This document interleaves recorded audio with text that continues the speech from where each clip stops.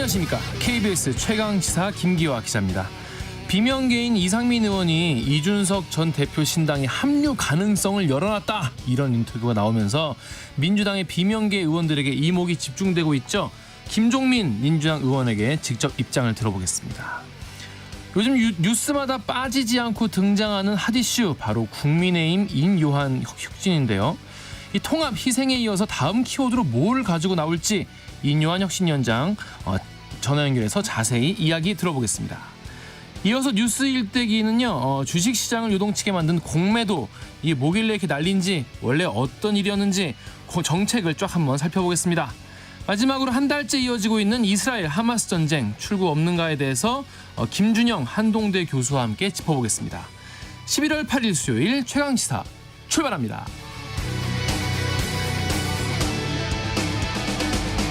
최강시사는요, 유튜브에서도 지금 실시간 방송되고 있습니다. 문자 참여는 짧은 문자 50원, 긴 문자 100원이 드는 샵 9730, 콩 어플은 무료입니다. KBS 1 라디오 채널에서는요, 정치, 경제, 사회, 문화 등 다양한 명품 콘텐츠가 있으니까요. 구독, 좋아요, 댓글 부탁드리겠습니다.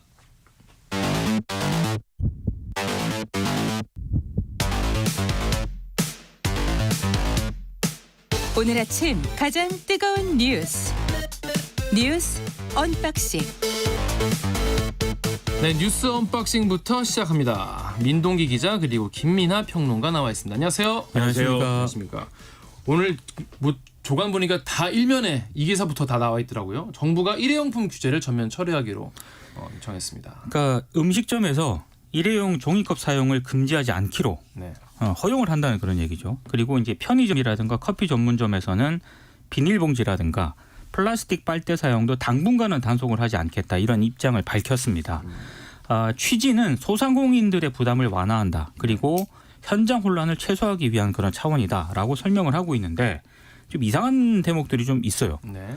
지난해 11월 24일 정부가 뭐 종이컵이라든가 플라스틱 빨대, 그리고 편의점에서 비닐봉투 사용을 금지하기로 발표를 했고요.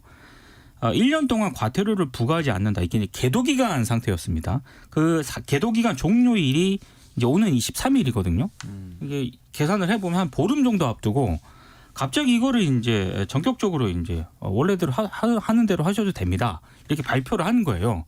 갑자기 왜 이러느냐? 언론들은 총선용이다, 이런 분석을 좀 내놓고 있고요. 근데 총선용이냐 아니냐를 떠나서 기본적으로 좀 문제가 있는 게, 이게 법령에까지 반영이 된 거고, 그리고 1년간 계도기간은 어찌됐든 둔 거 아니겠습니까? 규제를 정부가 예고를 했었거든요. 근데 시행 직전에 갑자기 철폐 연기한 것 자체가 정부 정책이었던 그런 신뢰성에 상당히 좀 의문을 가지게 만들 수가 있고요. 또 하나는 이 규제, 그러니까 정부가 규제 이 계도기간 동안 뭔가 사업자들이 소상공인들 가운데서도 대비를 한 분들이 있잖아요. 근데 버틴 분들은 지금 오히려 이제 이익을 좀 받게 생겼고, 대비를 하신 정부 방침에 철저하게 따른 어떤 그런 분들은 손해를 입게 생겼거든요. 그러니까 이게 지금 맞는 것인가에 대한 어떤 그런 비판들, 물론 소상공인 연합회라든가 한국 프랜차이즈 산업협회 등은 환영 입장을 내고는 있습니다만, 정부가 현장의 혼란을 더 부추기고 있다라는 비판도 적지 않게 나오고 있습니다. 지금 전반적으로 자영업자들이 어렵기 때문에 이런 일회용품이나 이런 것들에 대한 규제나 이런 것들을 지켜가기가 좀 어렵다라고 한다면은, 그러면 거기에 대한 어떤 정부의 대응은 필요하겠죠. 근데 그게 예를 들면은 정말 이게 일회용품 규제라는 게 정말 쓸데없는 규제라든지 이런 거 뭐 좀 유예해도 된다, 뭐 지킬 필요가 없다, 이런 거면은 지금의 방식대로 해도 될 텐데, 그게 아니라 지금 정말 시급한 문제 아니겠습니까? 일회용품을 우리가 줄이는 것은 시급한 문제이고, 실제로 이제 뭐 유럽이라든가 다른 국가들의 경우에는 이런 좀 민감도가 훨씬 우리하고는 완전히 차원이 다른 정도로 좀 다른 상황이지 않습니까? 그러면 우리도 거기에 발맞춰서 좀 가야 될 필요성이 있다라고 하면, 지금 소상공인들의 어려움은 어려움대로 우리 정부가 돌보면서도 이런 법의 취지는 또 살려가는 게 필요한 것이거든요. 그래서 소상공인들에 대해서는 이러한 일회용품 규제를 지킬 수 있도록 좀 지원하고, 거기에 대해서 불편한 점들을 개선을 해주되 또 법을 또 지킬 수 있도록 하는 그러한 점들을 또 강제를 하고, 그러한 것들을 해나가는 게 필요한 시점인데, 그냥 이거를 뭐 규제를 뭐 자발적 참여로 이제 바꾼다라고 하는 건 사실상 이제 규제에 대해서는 앞으로 이제 없는 거나 마찬가지다라는 점을 정부가 확인시켜 주는 거잖아요. 그리고 선거 앞두고 이제 소상공인들에 대한 여론에 나름대로의 이제 좀 호응하는 거 아니냐 이런 정도의 이 지적을 피할 수가 없는 것이기 때문에 여러모로 우려고 관련해서 이제 조선일보라는 신문에서 사설도 썼습니다. 제목이 아무리 선거용이라도 해서는 안 되는 일이 있다. 이런 제목이에요. 굉장히 센 제목이네요. 그렇죠. 이 제목에 모든 내용이 다 들어있는 거예요. 그러니까 이 내용도 이 한국만 국제사회 흐름에서 역행하게 된 것이고 또 지난해 환경부가 의뢰한 여론조사를 보면은 일회용품 규제를 강화해야 된다라는 것에 대해서 응답자의 상당수가 동의를 표했는데 그러니까 국민들은 이런 필요성에 대해서도 다 공감하고 있고 또 준비도 상당 부분 돼 있는데 정부가 이렇게 역행하는 거는 결국 총선용인 것이고 총선용 정책에 대해서도 이렇게 좋은 방향으로 가는 거를 뒤집는 거는 이건 결국 이제 할 수 없는 해서는 안 되는 영역에 속하는 건데 했다라고 지금 평가를 하는 겁니다. 그러니까 이렇게 해서는 안 되는 일을 하는 거에 대해서 유감이고 그런 생각을 했습니다. 최근에 이제 어쨌든 김포의 서울 편입 그다음에 또 이 뒤에 말씀하시겠지만 공매도 네. 전면 금지 그다음에 이거 이제 뭐 이 일회용품 규제의 완화 뭐 이런 것들이 이게 어떤 뭐 돈을 풀거나 뭐 돈을 뭐 쓰는 어떤 정책은 아니잖아요. 그런데 이 선거 대비용 어떤 정책이라는 측면에서는 포퓰리즘 아니냐 이런 의혹을 사는 거거든요.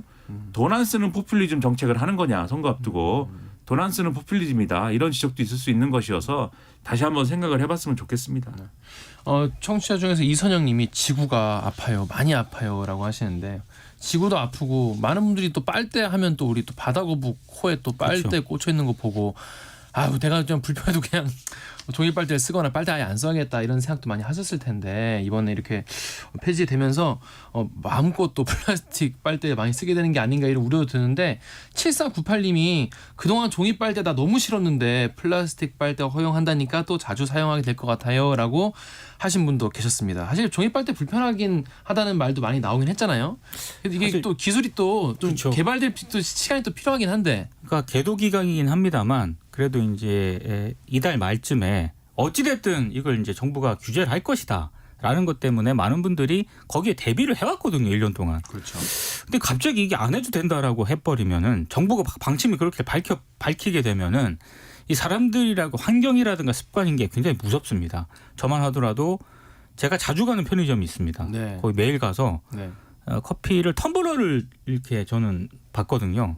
그러면 또 할인도 해줘요. 텀블러를 가져가서 받으면 일회용품을 안 쓰니까 할인을 해주는데 네. 근데 만약에 정부가 그거 계속 해도 된다라고 일회용품 써도 된다라고 하면 일단 기본적으로 할인 안 해줄 거 아닙니까? 그리고 앞으로 이제 할인을 해주냐 안 해주냐가 중요한 게 아니고 계속 이제 일회용품이 쌓이잖아요. 휴지로.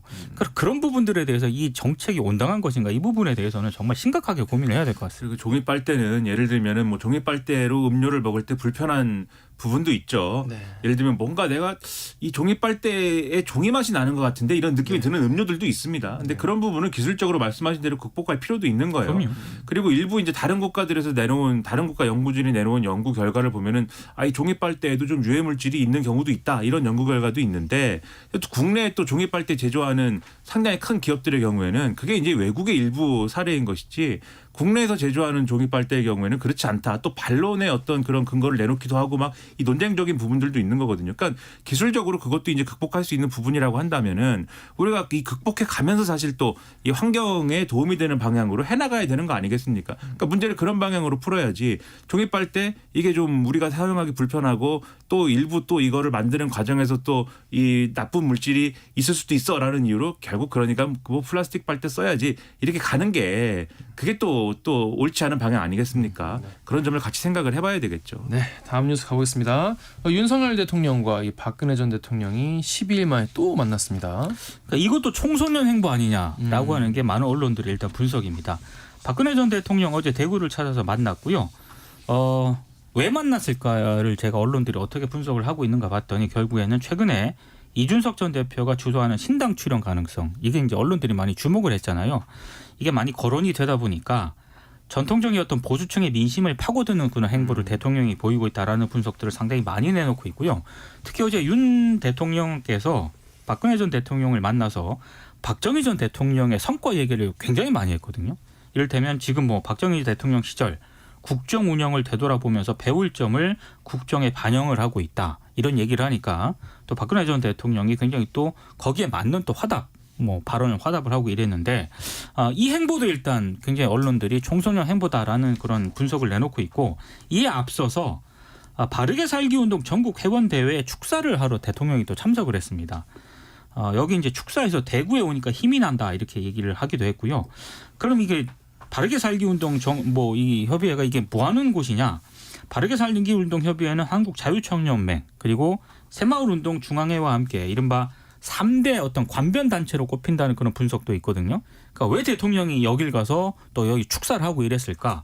전 대통령을 만나고 관변 단체를 사서 축사를 하고 결국에는 이것도 총선형 행보다 보수층 다잡기 이런 분석들을 언론들이 많이 하고 있습니다. 그러니까 선거가 얼마 안 남았기 때문에 이 시기에 정치적인 주요 플레이어들이 어떤 행동을 하면은 모든 것에 대해서 이제 어떤 과열된 해석, 과열된 어떤 그런 것들이 막 따라붙는 시기입니다. 그렇죠. 그래서 지금 이제 대통령이 박근혜 전 대통령 만난 거에 대해서 온갖 해석이 좀 나오는 거예요. 지금 말씀하신 대로 이준석 전 대표가 만약에 신당을 만드는 방향으로 가게 될 경우에 이제 선거법이 이제 권역별 비례제나 뭐 이렇게 될 경우에 예를 들면 TK 지역에도 상당한 영향이 있을 것이고 그러면 TK 보수 유권자들이 이제 뭐 이렇게 나눠질 경우가 생길 것이고 그러한 분열을 방지하기 위해서 대통령이 뭐 행보에 나섰다. 뭐 이런 분석도 지금 언론에 있고 그다음에 이제 영남 물갈이를 뭐 할 거다. 지금 그래서 뭐 장제원 의원이 어떻게 됩니까? 뭐 이런 얘기 하잖아요. 계속 그 며칠째 하고 있는 얘기지 않습니까? 네. 장제원 의원한테 물어보는 것도 아닌데 온갖 뭐 기자, 평론가, 그다음에 정치권 인사들, 의원님들이 나와서 자기 얘기는 안 하고 다 장제원 의원 얘기를 하는데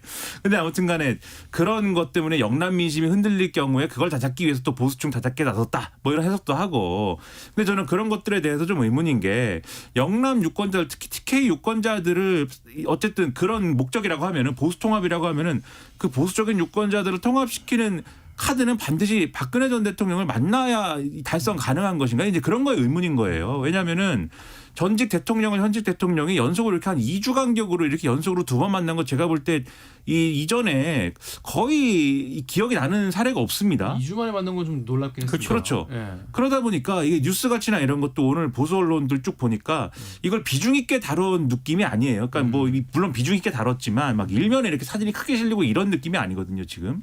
그러니까 뉴스가치의 문제도 그렇고 이게 계속 이렇게 되면 식상한 느낌도 있고 오히려 어떤 느낌이 드냐면 지난번에도 한번 말씀드렸는데 대통령 결국 박근혜 전 대통령이 상징한 어떤 가치들 그리고 윤석열 대통령이 여기서도 이제 박정희 전 대통령 얘기를 하면서 네. 수출진흥회의 자료를 내가 그게 수출진흥회의가 뭐 지금 뭐 40년 50년 전 얘기인데 그때 자료까지 꺼내 보면서 온고지신하는 그런 얘기를 했는데 그런 생각을 내가 했다라고 말씀하셨는데 결국 옛날 얘기지 않습니까? 그러니까 지금은 대통령이 과거 얘기, 옛날 얘기 이런 것보다는 미래에 대한 얘기를 하면서 뭐 그 대구 경북 지역에도 뭐 미래 의제가 지금 필요한 거 아니에요? 그 경제가 됐든지 간에 민생이 됐든지 간에 그 미래 의제 얘기를 하면서 보수적인 유권자들에게 어떤 신호를 주는 게 훨씬 더 중요한 시점이 아닌가라는 생각이 드는데 그런 차원에서 보자면 반드시 박근혜 전 대통령을 만나가지고 지금 그 목표를 달성해야 된다라는 그 생각은 그러니까 그런 정치적 맥락에서 봐서라도 벗어날 필요가 있는 것이 아니냐라는 생각을 거듭 이제 하게 되는 그런 상황이지 않을까 한번 그 점에 대해서도 생각을 해봤으면 합니다. 네. 네. 자 다음 뉴스 넘어갈게요. 공매도 금지했는데 첫날에는 상한가 치고 완전히 증시가 올랐는데 이틀째는 완전히 또 급락했습니다. 그러니까 어제 코스피가요. 그러니까 6일보다 2.3% 내린 상태로 이제 거래를 마쳤고 코스닥은 또 1.8% 떨어진 상태로 거래를 마쳤거든요. 이게 주가가 급등 나갈 때 주식 거래를 일시 중단시키는 사이드카 있지 않습니까? 네. 어제 코스닥 시장에서 이틀 연속 발동이 됐는데 양상은 6일에는 급등 때문에 발동을 하더니 어제는 또 급락 때문에 발동을 했습니다. 그러니까 아무래도 외국인 투자자들이 처음에는 공매도 금지를 전혀 예상을 못했다가 갑자기 이제 어제 1조 넘게 이제 패닉 바잉이라고 공황 매수에 이제 나섰었는데 어제 같은 경우에는 또 순매도 분위기였어요.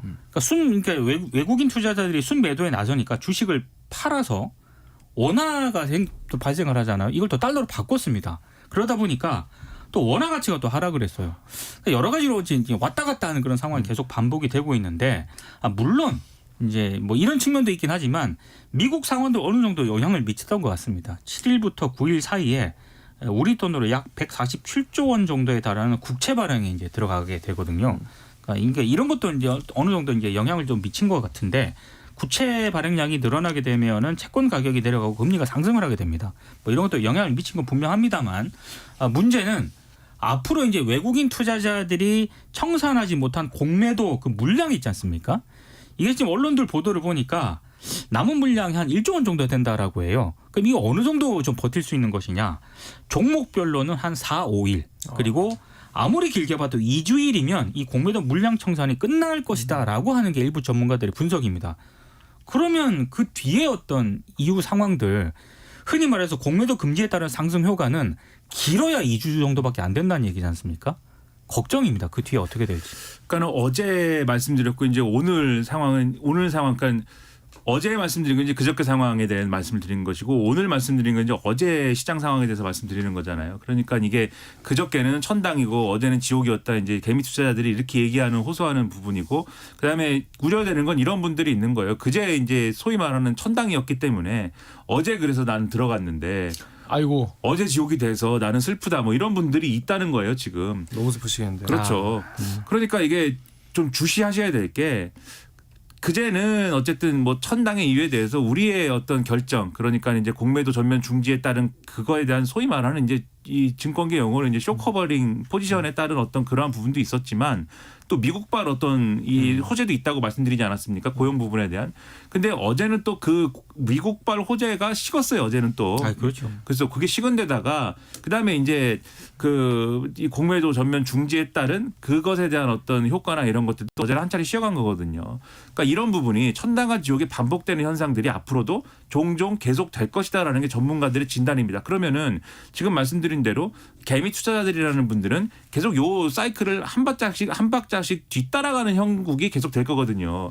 그러면은 거기서 이득을 보겠습니까? 손해를 보겠습니까? 아무래도 좀 손해보는 전반적으로 손해보는 경향들이 일어나지 않겠습니까? 그러면은 지금은 냉정해야 될 때이고 좀 이렇게 냉정하게 봐야 될 때이다라고 이제 하는 결론이 나올 텐데 여기서 이제 투자 상담을 하는 건 아니니까 이 말씀을 그렇죠. 드리는 이유는 네. 공매도 전면 중지라는 거에 대해서 그러니까 그 정도의 어떤 판단을 가지고 볼 일이지 이것 때문에 정부가 이렇게 이런 어떤 뭐 앞에 포퓰리즘성 어떤 결정이다라고 말씀드렸는데 이것 때문에 뭔가가 이렇게 호재가 돼가지고 막 이렇게 환호할 만한 그런 상황은 아니다라고 전문가들이 일관되게 얘기하고 있다라는 것을 좀 믿으셔도 되지 않을까 이렇게 생각이 된다는 겁니다. 네, 잠시 뒤에 뉴스 일대기에서 살펴보도록 하겠습니다. 마지막으로 짧게 재밌는 뉴스 하나 전해드리고 갈게요. 안철수, 이준석 두 정치인이 식당에서 신경전을 벌였다는 기사가 어제 딱 나와가지고 많은 분들이 재밌게 지금 보셨습니다. 포털의 메인은 이 기사입니다. 이게 메인입니다 지금.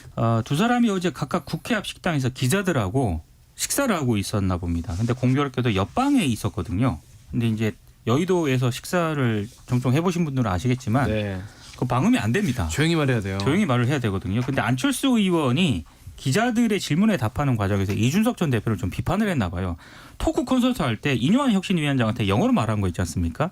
이게 혐오 발언이다 뭐 등등의 이제 발언을 좀 비판을 한 거예요. 그러니까 옆에서 이제 다 들릴 거 아니겠습니까? 그렇죠. 이준석 전 대표가 안철수 씨 식사 좀 합시다 조용히 하세요라고 수차례 고함을 쳤다는 게 언론 보도고요.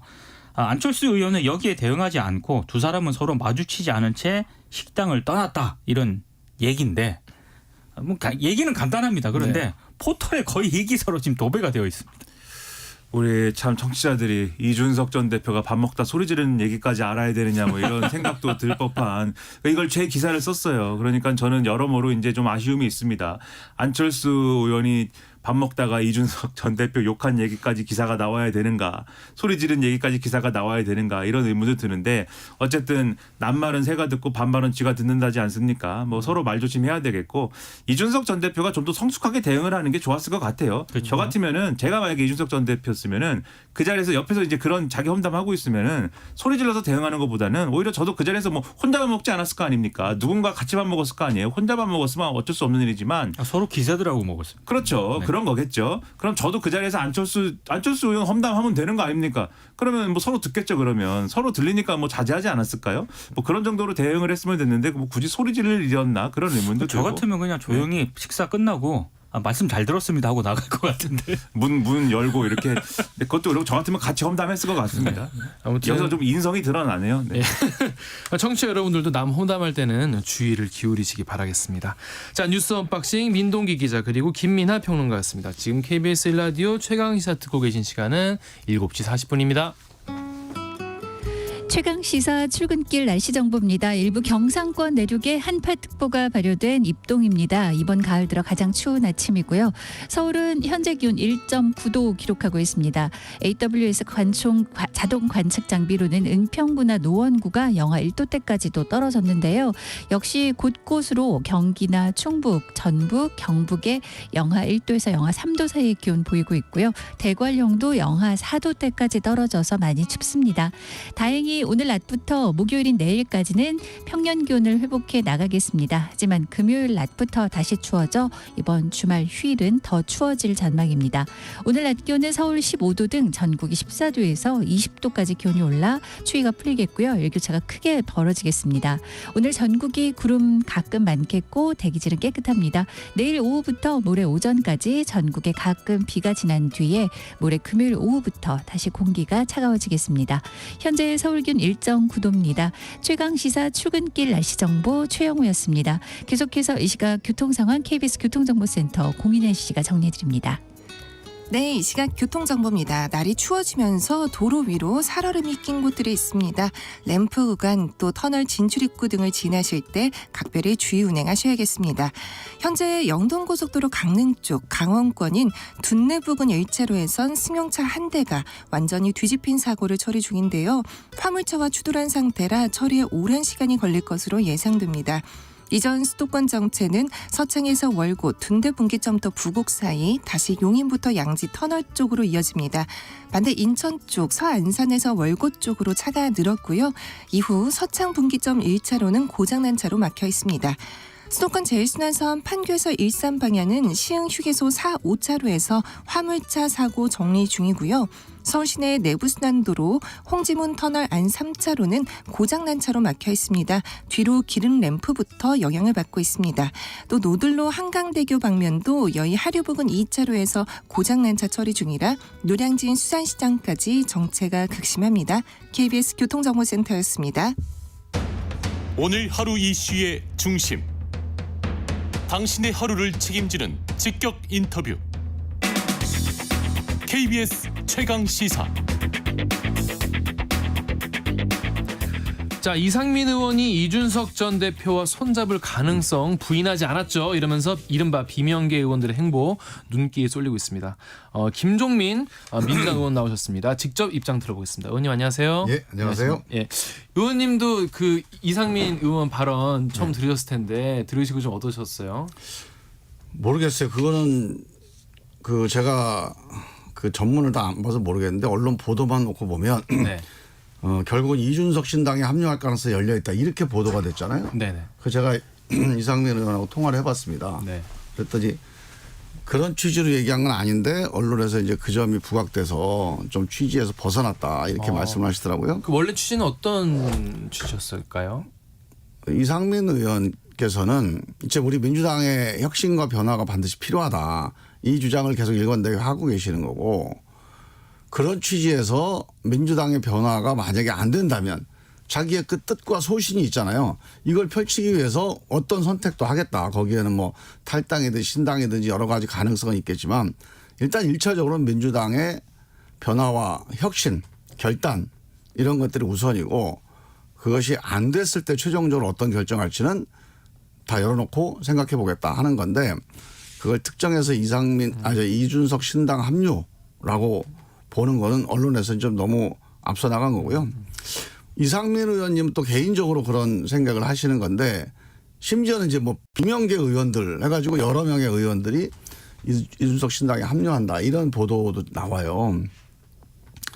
일단 기본적으로 저는 물론 저는 이준석 대표하고 전화 통화도 한 적이 없는데 제가 아는 다른 우리 민주당의 어떤 소신파 또는 이 쇄신을 주장하는 의원들 중에 이준석 대표하고 만나서 진지하게 전국이나 아니면 앞으로 미래에 대해서 얘기를 나눈 분은 한 분도 없어요. 저는 못 들었습니다. 그러니 당연히 뭐 신당 얘기를 같이 나눴다는 건 뭐 전혀 사실이 아닐 테고.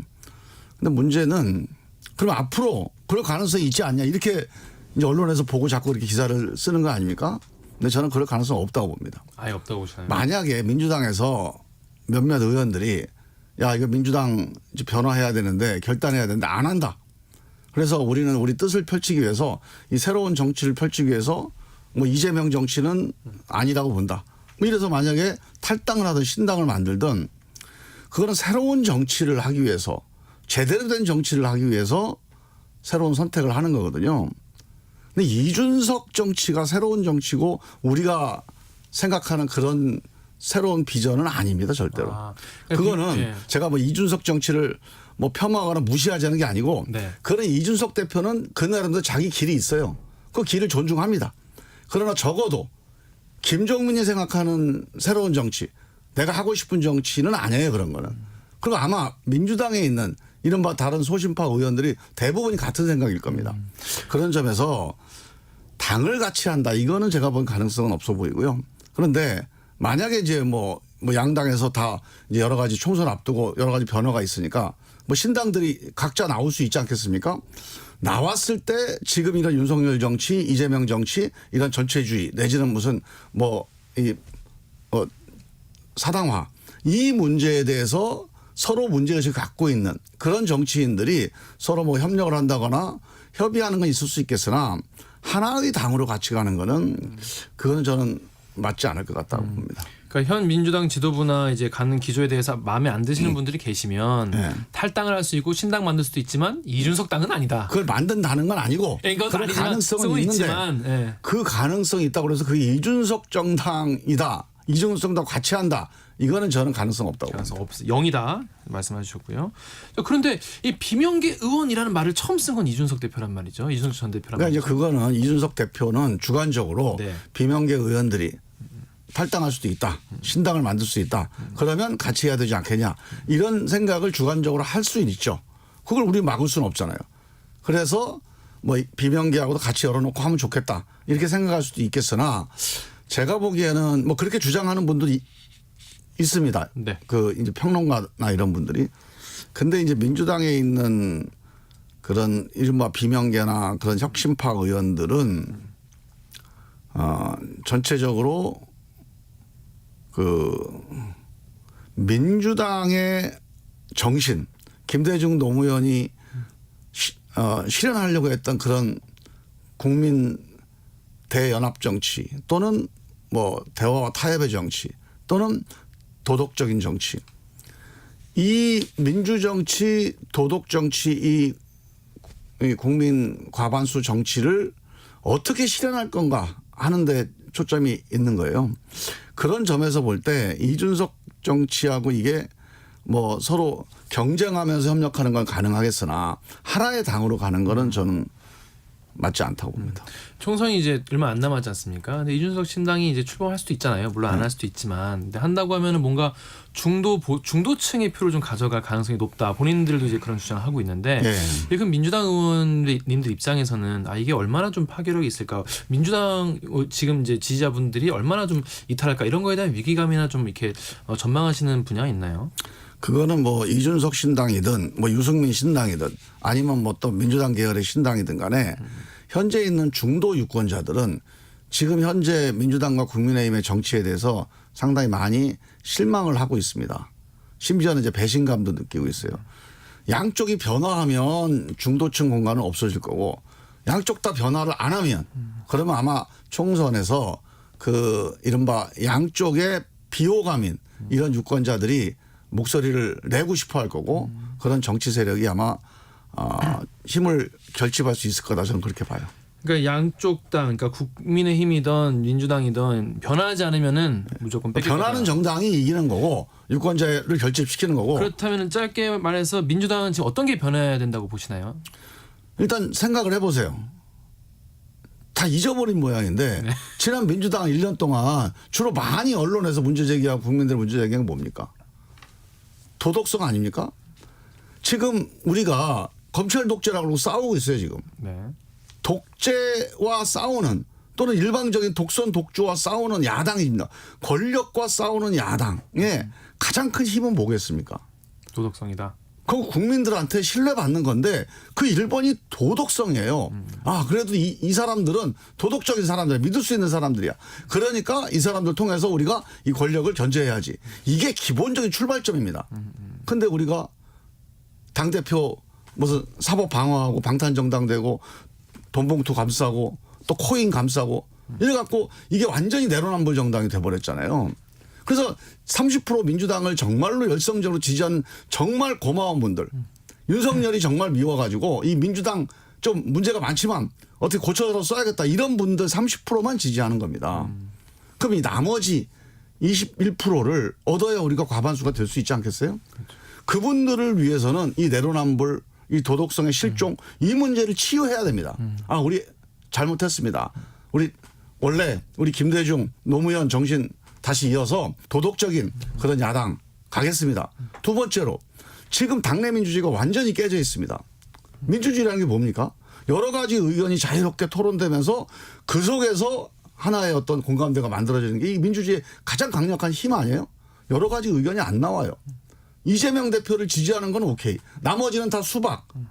나머지는 다 배신, 역적. 이게 무슨 조선노동당도 아니고 이런 정당을 국민들이 어떻게 지지합니까? 이 전체주의적 사당화된 이 정당이 다시 민주적인 정당으로 가지 않으면 저는 국민들 지지를 받지 못한다. 세 번째로 도덕성도 약하고 그리고 민주성도 약하니까 뭐라고 민생 얘기를 하든지 우리 미래가 어떻고 인구위기가 어떻고 기후변화가 어떻고 아무리 얘기해봐야 국민들이 잘 안 들어요. 그러니까 우리가 얘기하는 비전이 전달이 안 됩니다. 국민들한테. 왜? 말할 자격이 없다고 보는 거예요. 그럼 우리 지지자들한테만 전달돼요. 자, 도덕성, 민주성, 이런 비전 이런 것들이 다 지금 안 먹히고 있는 거죠. 이거를 다시 회복하는 게 총선 앞두고 민주당 해야 될 1번입니다. 네, 방금 김정희 의원께서 말씀하신 이 민주당 지지율 30%라는 이야기는 연합뉴스와 연합TV가 공동으로 여론조사 업체 매트릭스에 의해서 지난 4일에서 5일 동안 조사한 결과 민주당 지지율 32%인 것에 근거한 것으로 보입니다. 자세한 내용은 중앙선거 여론조사 시민위원회 참석 여론조사 나와요. 예, 그 ARS는 한 40몇 프로 나오고. 얘기해줘야 돼요. 라디오에서는. 전화 면접하면은 네네. 그 전화 면접이 되게 민심을 나타내는 거니까. 이게 세 가지를 이제 짚어줬어요. 도덕성 그리고 당내 민주주의 그리고 정책 비전이 없다 이런 말씀 해주셨는데 이런 거 이제 사실 정당 같은 경우에는 이제 공천으로 얘기를 하는 거 아니겠습니까? 그렇죠, 예. 그럼 공천으로 얘기를 해야 되는데 그럼 총선기획단 역할이 이 세 가지를 어느 정도 반영을 해서 민주적으로 뭔가 이제 룰을 뭐 짠다거나 공천할 때도 그렇고 이런 걸 이제 반영을 해야 될 텐데 뭐 도덕적 기준을 확 높인다거나 그렇다면은 어떻게 그러면 총선기획단 지금 잘 좀 운영되고 있다고 보시나요? 제가 보기에는 아마 이번 그 민주당 공천이 아마 역대 민주당 공천 중에 가장 불공정한 공천이 될 가능성이 그 정도입니까? 왜 그렇죠? 크게 두 가지 면인데 자꾸 지도부가 총선을 앞두고 자꾸 뭔가를 만지려고 그래요. 지금 우리 민주당에서 그래도 우린 국민의힘하고 다르다고 했던 얘기가 우린 시스템 공천한다. 그래서 우리 당 찍어달라. 이런 얘기였거든요. 그래서 어렵사리 그것도 문제는 있지만 어렵사리 만들어 놓은 게 총선 1년 전에 공천룰을 정하고 그 이후에는 손 안 된다. 그렇게 하기로 했죠. 그다음에 뭐 대표가 누구든 뭐 누가 지도부가 누구든 사무총장이 누구든 손 안 된다. 이게 민주당의 불문율이었습니다. 불문율이 아니고 명문율이에요. 명문율이 예. 써 있어요. 그런데 그게 실종돼 버렸어요. 지금 총선 지금 뭐 5개월 앞으로 다가왔는데 무슨 뭐 평가를 어떻게 하고 공천 룰을 어떻게 바꾸고 이런 얘기를 자유롭게 토론을 해요. 완전히 무너져 있는 거죠. 그 공정성 이 질서가. 근데 이거보다 더 심각한 게 있습니다. 뭡니까? 지금 이른바 개딸이라고 그래가지고 전 지역구에 그러니까 이재명 대표한테 비판하는 모든 의원들은 다 돌아다니면서 낙선하겠다고 사진 붙이고 다녀요. 그리고 지역구 가서 막 공격하고 막 깽가리치고 프랭카드 걸고 합니다. 그다음에 이른바 친명 유튜버들이 뭐 유튜브 전체를 보면 일부지만 우리 민주당 쪽 유튜브는 거의 대다수예요. 여기서 자 이재명 대표하고 가까운 사람 이 사람은 당선시키고 이 사람은 떨어뜨리자 이 운동을 하고 있어요. 근데 문제는 이게 예를 들면 이런 겁니다.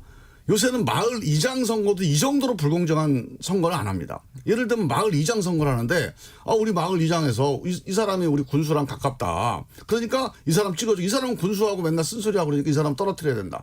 이런 얘기를 차 타고 돌아다니면서 하고 있고 방송을 하고 다니는 거예요. 근데 이거를 가만 놔두고 있어요. 우리 지도부가. 그렇다면 당대표가 좀 더 제지를 해야 된다고 보시는 건가요? 아니, 당 지도부가 공식적으로 이건 제지하고 여기에 가담하고 있는 심지어 당직자들도 가담을 하거든요. 네. 이런 사람들 공천 배제를 시키든가 아니면 당직에서 이거 징계를 해야 됩니다. 그러면 일주일 안에 없어져요 이런 거.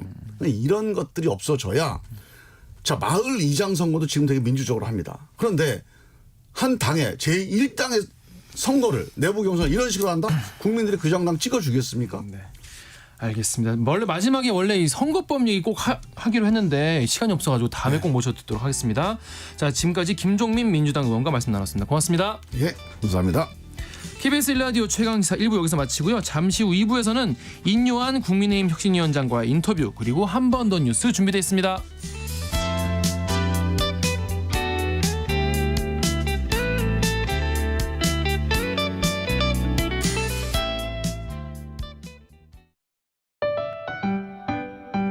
(2023) KBS 1라디오 연중기획 낮은 목소리 당신의 목소리를 들려주세요.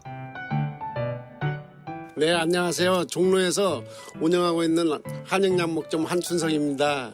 한 40년 됐습니다. 나이가 들어가도 이 기술이라는 건 있으니까 제가 60이 넘고 내일 모레 70이 다 돼가도 이건 80까지도 할 수 있고 건강만 하면 90까지 할 수 있으니까 그게 매력이라고 나는 봐요. 그게 제일 매력입니다. 저는 이제 하도 오래 하다 보니까 줄자로 이렇게 앉아도 이렇게 체형만 봐도 딱 이분은 이렇구나. 그냥 안 보고도 만들어낼 수가 있죠. 전국에 계신 분도 오시고 다양으로 오시죠. 외국에서도 맞추러 오고 이렇게 다양한 각층에 오시죠. 요즘 젊은 친구들도 특히 외국 맞추러 많이 오죠.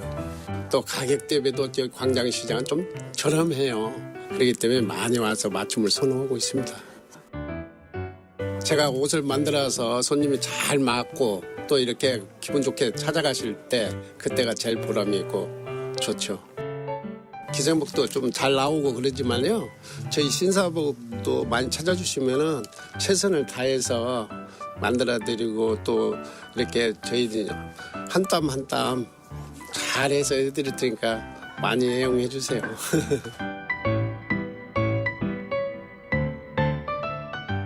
서로를 좀 더 이해하고 갈등을 줄여갈 수 있길 희망합니다.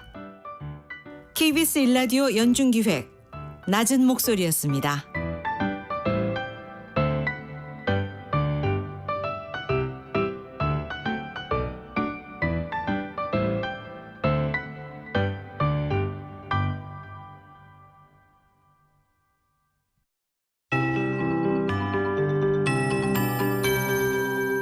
KBS 58분 날씨.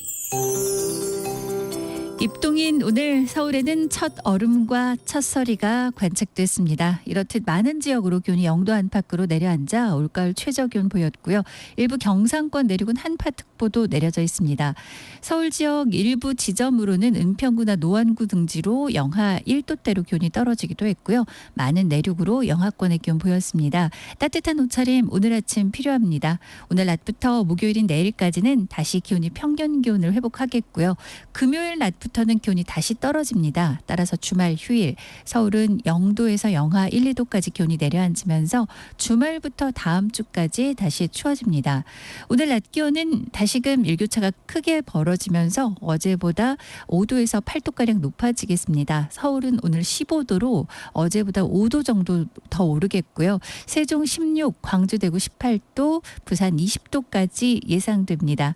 오늘 가끔 구름 많은 하늘 속에 대기질도 청정하겠습니다. 내일 오후부터 모레 오전까지 전국에 가끔 비가 오겠고요. 또 일부 전북 일부는 모레 새벽부터 오전 사이 기온이 낮아 비와 눈이 섞일 수도 있겠습니다.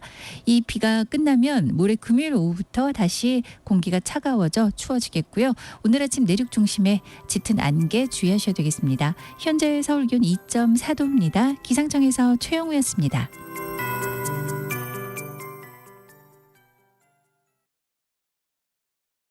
정성을 다하는 국민의 방송 KBS가 8시를 알려드립니다. AM 711kHz, FM 97.3MHz, KBS 1라디오입니다. HLKA.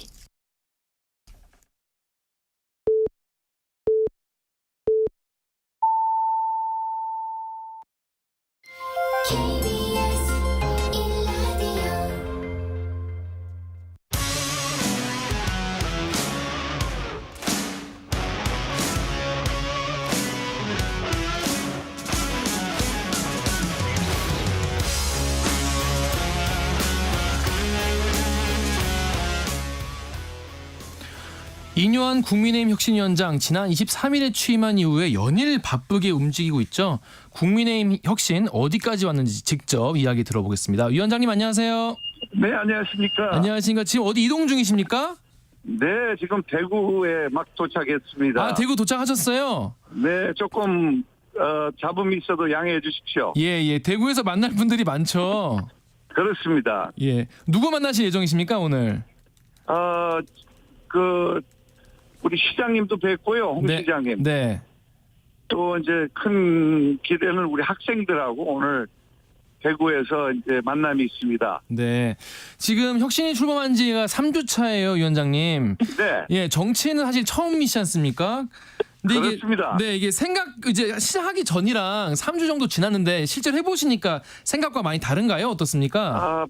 변화를 이끄는 게 그렇게 쉽지 않습니다. 그걸 느끼고 저는 이제 의사고 약을 잘 처방해서 환자 주면은 대부분 좋아지는데 그렇게 쉬운 길은 아닌 것 같습니다. 그러나 그 대한민국 국민을 제가 믿습니다. 결국은 분위기가 이 변화로 가면은 변화리라고 저는 믿습니다. 네. 국민의힘 지금 혁신이 그러면 얼마나 지금 잘 되고 있는지 본인 스스로 지금까지 100점 만점에 한 몇 점 정도 줄 수 있다. 아유, 뭐 한 70점 되죠. 70점 높네요, 그래도 생각보다. 네, 뭐 70점은 성공하고 있다는 말씀이죠. 그럼요. 그거에 대단히 잘하고 있다 그런 얘기는 아닙니다. 근데 이제 어제 김종인 전 국민의힘 비상대책위원장님도 만나셨는데 네. 김종인 전 위원장님도 이제 처방 잘했다 이렇게 말씀을 해주셨어요. 네, 그분께서 참 재미있는 말씀하셨어요. 환자가 약을 안 먹으면 어떡할 거냐. 네. 그래서 맞습니다. 약 먹게 해야죠. 네. 그렇게 그냥 재밌게 대화. 하여튼 그분은요, 거침없이 역시 노련하시고요. 경험이 많고 여당 야당을 마음대로 넘나들고 참 많은 것을 알고 계신 분입니다. 근데 이 환자가 약을 잘 먹어야 되는데 환자라고 하면 이제 국민의힘이라고 해석해도 되겠죠? 모든 정치 국민의힘만 그런 게 아니고 우리 민주당도 거기 같이 넣어야 될 것 같아요. 근데 국민의힘 혁신위원장이지만 일단 국민의힘부터 일단 예, 약을. 저는 민주당에 책임은 없고. 네. 그래서 지금 남이 얘기할 건 없고요. 네. 우리 당이 변해야 됩니다. 근데 이제 김종인 전 위원장이 강서구청장 보궐선거에 대한 표심을 국민의힘이 잘 이해해야 한다라고 하셨는데 이 말씀에 동의하시나요? 동의합니다. 동의하지만 거기 머물러 있어서는 안 됩니다. 네. 그리고 그 좋은 예방 접종이었지만 그게 이제 지나가고 이제 이 해결 방법을 찾아야죠. 문제에 그렇죠. 머물러 있으면 안 됩니다. 근데 그 해결 방법 중에 하나로 김 전 위원장이 국민의힘은 대통령 얼굴만 쳐다보는 거 아니냐 이러면 대통령께서 어떤 자세를 가느냐에 따라 달려있다라고 했는데 대통령이 저는 반대로 생각합니다. 반대로 생각하세요? 예. 대통령의 얼굴이 우리입니다. 당이고 또 당원이고 우리가 잘해야 됩니다. 저는 반대로 해석합니다. 저는. 그럼 위원장님께서는 대통령께는 뭔가 도움을 요청하실 생각은 아직은 없으신가 봐요? 기회가 닿으면 만나서. 근데 지금 대통령을 만난다. 그러면 오해를 많이 받아요. 어떤 오해를 받습니까? 거기서 지휘를 한다. 김한길 대표가 매일 나오고 통화를 해서 지시를 한다. 이런 오보도 나갔고요. 그런 그 오해받지 않기 위해서. 그다음에 김기현 대표께서 속 시원하게 그냥 정권을 다 주겠다. 알아서 좀 잘해달라. 안 좋은 것도 우리가 다 받아들이겠다. 받아들이기 힘든 것도. 아주 김기현 대표를 많이 공격을 하는데 그분도 굉장히 소탈하고 아주 직선적으로 얘기하셨고 네. 또 가끔씩 통화하고 만나는데 변화 없습니다. 그대로입니다. 알겠습니다. 그 김종인 전 위원장이 이제 이뇨한 혁신위원장님 만나기 전에 이준석 전 대표를 만나지 않았습니까? 그래서 네. 거기서 중요한 행동하기 전에 자문을 구하는 사람으로 꼽았는데 어떻게 네. 하면 또 이준석 전 대표가 이제 중요한 행동을 하기 전에 다시 안을 수 있을지. 많이 힘들어하세요. 많이 마음이 아프고 많이 한이 많이 찼어요. 저도 그 연령대 광주에서 억울한 누명을 쓴 거 엄청 한이 많았는데 그걸 한꺼번에 그게 풀리겠습니까? 계속 열심히 그거를 계속 찾아가고 계속 얘기 들어주고 설득을 해야죠. 위로를 하고 설득을 하고. 그럼 위원장님께서는 계속 이제 위로하고 설득하고 계속 만남을 이제 계속 추진하실 생각이세요? 가능하다면은요. 왜 그렇게까지 하시는 거예요? 통합의 주제입니다. 우리는 다 같이 가야 됩니다. 우리는 비판도 필요합니다. 홍 시장님 오늘 만나는데 홍 시장님이 우리를 또 아주 비판을 세게 많이 했어요. 혁신 이로안에 대해서 서운했죠. 그러면요. 모든 거에 대해서 무슨 사면이냐 이것부터 막 따졌는데 그거 맞아요. 사면하는 거 아니에요. 용어가 시장님 적절치 않아서 포괄적인 용어로 사면을 썼을 뿐입니다. 이렇게 제가 설명을 했어요. 근데 이 이준석 전 대표가 지금 당내에서 좀 갈등이 있는 분들이 좀 있잖아요. 어제만 해도 안철수 그 의원이랑 또 이렇게 식당에서 싸움난 거 기사 보셨죠? 아이고 조금들 참지. 참.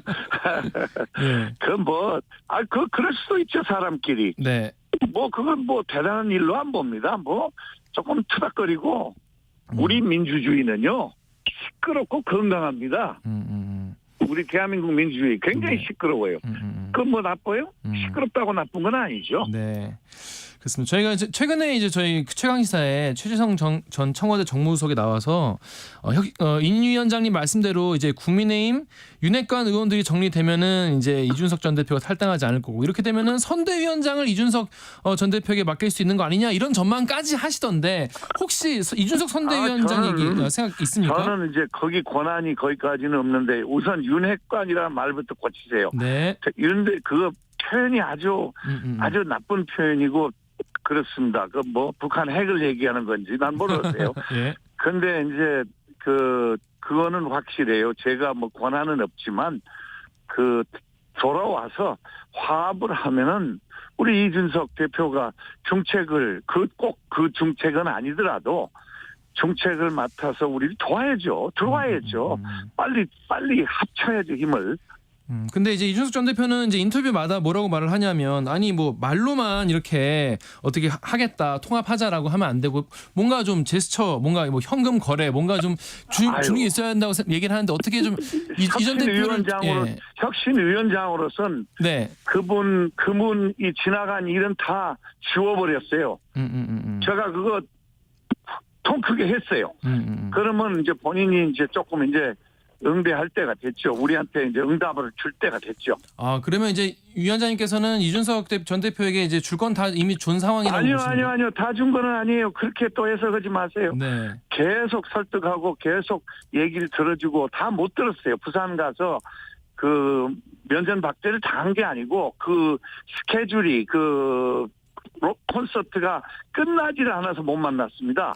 예. 그래서 다시 만나서 다시 듣고 양보할 건 양보하고 제 얘기는 저로서 첫 단추는 제가 잘 끼웠다. 좋은 긍정적인 메시지를 보냈지 않다. 좀 기다리기도 하고 계속 노력도 하고 그래야 되지 않겠습니까? 근데 위원장님 사실 이게 대통령에 대해서는 이제 계속 이제 선을 그는 말씀을 하시지만은 이준석 전 대표 같은 경우에는 대통령이 변해야 한다. 환자는 서울에 있다. 계속 얘기를 하는데 어떻게 제가 의사인데 환자가 어디 있는지 그건 제가 결정할 일인 것 같고 그렇게 그냥 막 공격적으로 하는 것보다 마음 아픈 거를 빨리 치료해야죠. 부산에 마음 아픈 거를 치료해야죠. 그러면 또 이제 토크 콘서트 하면 또 찾아가실 예정이신가요? 굉장히 이제 당황스럽고 했고요. 제가 여러 통로를 통해서 접촉을 시도했어요. 가족분들하고도 접촉을 시도를 했는데 제가 갈 때 굉장히 당황스럽게 받아들였는데 이제 다음에 만날 때는 좀 미리 접촉을 하고 그쪽하고 얘기를 좀 뭐랄까요 순리대로 해야 되겠다. 조금 내가 너무 뭐 어쩔 수 없이 불쑥 갔지만 다음에 만날 때는 조금 더 예의를 갖추고 가는 것이 맞지 않느냐. 그 방법에 대해서 간 거는 후회하지 않습니다. 네. 앞으로는 찾아갈 때에도 약속을 잡고 가겠다 이런 말씀이신 것 같아요, 그죠? 그렇죠. 예, 그렇죠. 사전에 알겠습니다. 좀 그분이 예측할 수 있는 네. 만남을 네. 하는 것이 가능하면 할 거고요. 네. 그러나 또 다른 분도 많이 만나야 됩니다. 홍 그렇죠. 시장 오늘 만나야 되고 또 제주도에도 지금 내려가야 됩니다. 4.3 사건 추모를 하러도 가야 되고 뭐 가능하면 뭐 경북지사님도 한번 뵐까 생각 중이고요. 네. 뭐 여러분이 지금 광주 시장님도 오십니다. 서울서 한번 뵙기로 했고요. 예. 알겠습니다. 다양한 네. 곳에 오늘 김대중 대통령 100주년 그 행사에 또 갑니다. 네. 그 혁신안 이야기를 좀 해볼게요. 일단 1호 네. 혁신안 키워드는 통합이었기 때문에 이제 징계 네. 취소, 이제 이른바 사면을 가지고 의결이 됐고요. 두 번째 키워드는 희생이었습니다. 그죠? 그렇죠. 네네. 그런데 이게 보면은 뭐 국회의원 정수 감축이나 뭐 불체포 특권 포기, 현역 국회의원 평가 하위, 공천 배제 뭐 이런 여러 가지 지금 기득권을 내려놓는 이런 혁신안을 내놓으셨는데 첫 번째 거에 비해서 아직 공식 의결은 아직 좀 안 된 상태인데 약간 미뤄지고 있는 분위기인가요? 어떻습니까? 아니요. 기다릴 줄 알아야죠. 너무 우리 언론계가 너무 급해요. 네. 시간을 좀 주고 반응할 시간을 좀 주고 이제 그래도 2주면 그렇게 시간이 많이 간 거 아니에요. 조금 기다립시다. 그럼 당내에서는 좀 받아들여지고 있는 분위기라고 보시나요? 두 번째 혁신안? 많은 논의가 있다는 그 내용을 들었습니다. 그게 얼마나 받아들이지고 받아들이지 않고는 제 권한 바뀌고요. 저는 길을 잘 지시를 했고 우리 혁신 의원들이 굉장히 능력이 있는데 그분들이 잘 이렇게 방향을 잡은 것 같고 조금 기다릴 필요도 없고 그다음 우리는 전진입니다. 우리는 대구에서 이제 미래, 청년, 일자리 뭐 이런 주제로 오늘 토론 시작합니다. 네. 두 번째 혁신안 희생 혁신안과 함께 이제 이른바 뭐 영남 중진 아니면 뭐 스타 의원 이런 분들이 이제 험지 출마 혹은 불출마 얘기하셨는데 또 전화를 또 직접 돌리셔가지고 대통령을 사랑하면 결단해 달라 이렇게 설득을 직접 하시기도 하셨어요. 그러면요. 네. 대통령이 아니고 나라를 사랑하면 그런 취지였겠죠. 예. 크게 살자고요. 네네. 근데 대통령을 꼭 끌어들이는데 그러지 말고 나라, 네. 대한민국. 네. 근데 전화 받으셨을 때 어떻게 분위기가 물론 의원마다 좀 달랐겠지만 좀 받아들이는 분위기의 의원님들이 좀 계셨나요? 심지어 어제는 충청권 국회의원하고도 통화했는데요. 많은 의원들이 참 물론 싫어하는 사람도 있죠. 기득권 내려놓은 거 쉬운 일은 아니에요. 그러나 많은 사람들이 오히려 50% 이상이 좋아하는 것 같아요. 그러면 근데 지금 보니까 어제도 저희 김병민 최고위원이 저희 이제 프로그램에서 이렇게 윤석열 정부와 지금 가까이에 있는 인사들이 그래도 희생을 좀 감내하려는 그런 분위기가 있다, 현실화 가능성 있다 이렇게 얘기하는데 좀 받아들여지는 분위기인가 봐요. 그래도 몇몇 분들은. 그렇죠. 그렇게 가야죠.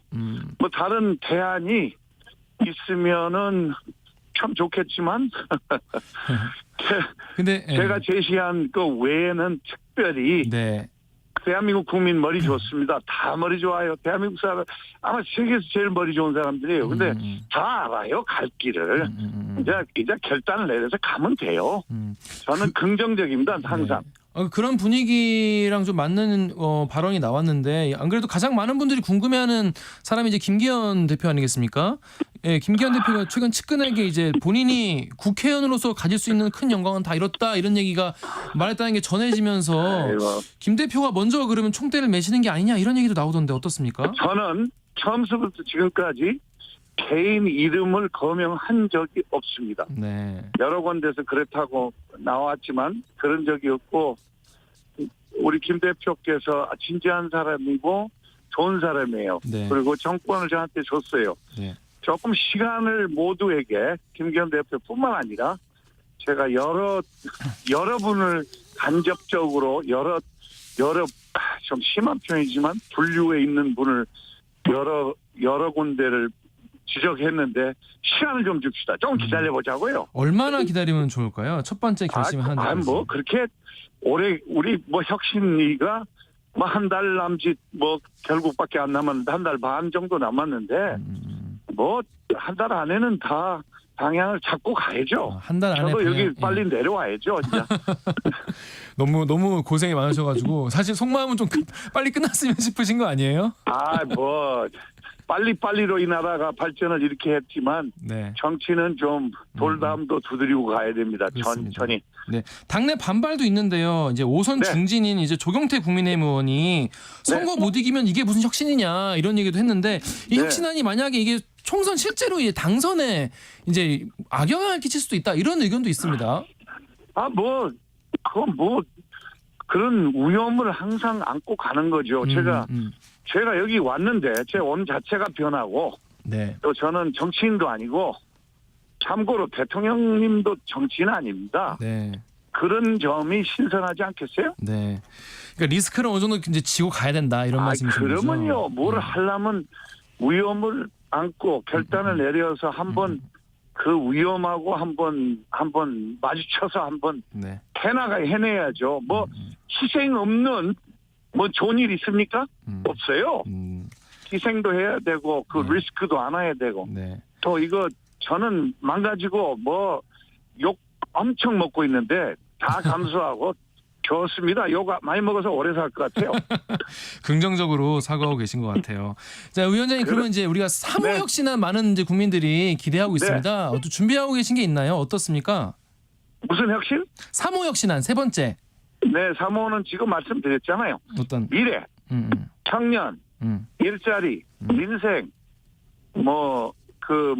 R&D 사업, 그거는 우리 의원들이 회의를 해야 제가 알려드릴 수 있어요. 오늘 회의 시작하고 오늘 내일 두 번 회의합니다. 내일 오후까지는 아마 좋은 게 나오리라 믿습니다. 좀 제 혼자 사는 거 아닙니다. 그렇죠. 우리 아주 참신하고 젊고 여성이 과반이 넘는 우리 위원들이 잘 방향 잡아줄 겁니다. 확실합니다. 청년과 방금 여성 말씀하셨는데 그러면 세 번째 혁신안에서 약간 이제 뭐 이렇게 여성들의 목소리가 많이 대변되는 그런 혁신안을 좀 기대해봐도 될까요? 여성만 따로 특별히 대우를 하거나 그런 건 아니고요. 청년입니다. 청년. 아주 젊은 층은 남자를 다 이기고 있어요. 거꾸로 남자들이 20대는 좀 불쌍해요. 왜냐하면 시험 같은 거 치면 여자들이 많이 됩니다. 네. 똑똑하니까 그래요. 네네네. 그래서 그 선택적으로 누구를 손을 들어준다. 그러나 이제 OECD 국가에서는 여성 지도자가 형편없이 낮아요. 우리가 그거 올라가야 됩니다. 그거 유교 문화에 좀 남아 있는 건데 우리 여성을 똑똑한 여성, 이 나라가 우리 어머님 때문에 발전했죠. 남자들이 발전시킨 나라가 아닙니다. 위원장님 마지막으로 하나 더 여쭤볼게요. 네네. 지금 대통령실에 참모분들이 지금 이제 총선 출마 계획하신 분들이 많이 계신데 네. 혹시 이 대통령실 출신이라고 이렇게 특혜를 준다거나 그런 거 없겠죠? 여보세요. 확실히 아주 우리가 이 경선을 재밌게, 네. 페어하게, 공평하게 이끌어 나가지 않으면은 다 눈 보고 있는데 그거는 아마 언론에서 만든 말일 겁니다. 특정인을 내릴 보낼 것이다. 그래, 있을 수 없는 일이에요. 좀 지켜보세요. 위원장님께서 이제 인터뷰에서 이제 시작한 사람, 출마도 안 한 사람 보고 험지 오라는 거 아니다 이런 말씀을 하셔서 이제 사람들이 그러면 친윤 대통령실 출신은 논외다 이런 걸로 해석을 하는 분도 있으니까 이거 좀 설명을 좀 부탁드릴게요. 그냥 상식이라고 생각합니다. 상식을 벗어나지 않습니다. 상식적으로 출마해야 될 사람이 인기 있는 사람, 경쟁력 있는 사람, 오픈 프라이머리는 없지만 우리가 여론도 보고 여러 가지를 가지고 객관적으로 아주 그 검증된 사람을 세워야 승리가 보장됩니다. 네, 알겠습니다. 위원장님, 마지막으로 우리 청취자 여러분들께 이거 하나는 내가 꼭 해내겠다 이렇게 약속하고 싶은 혁신 방안이나 각오 한마디 좀 부탁드리겠습니다. 각오보다 바람을 우리 당 내에서 분쟁도 없애고 민주당도 분쟁 없애고 우리가 한강의 기적을 이뤄낸 우리 민족입니다.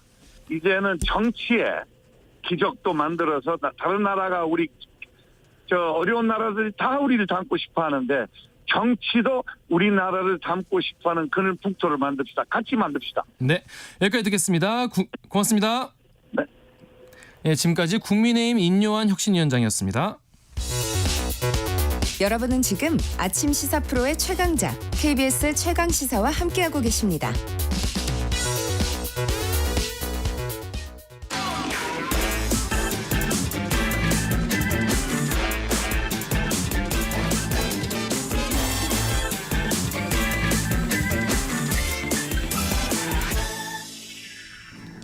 자, 한 번 더 뉴스입니다. 오늘 경향신문 박순봉 기자 나왔습니다. 안녕하세요. 네, 안녕하세요. 안녕하십니까.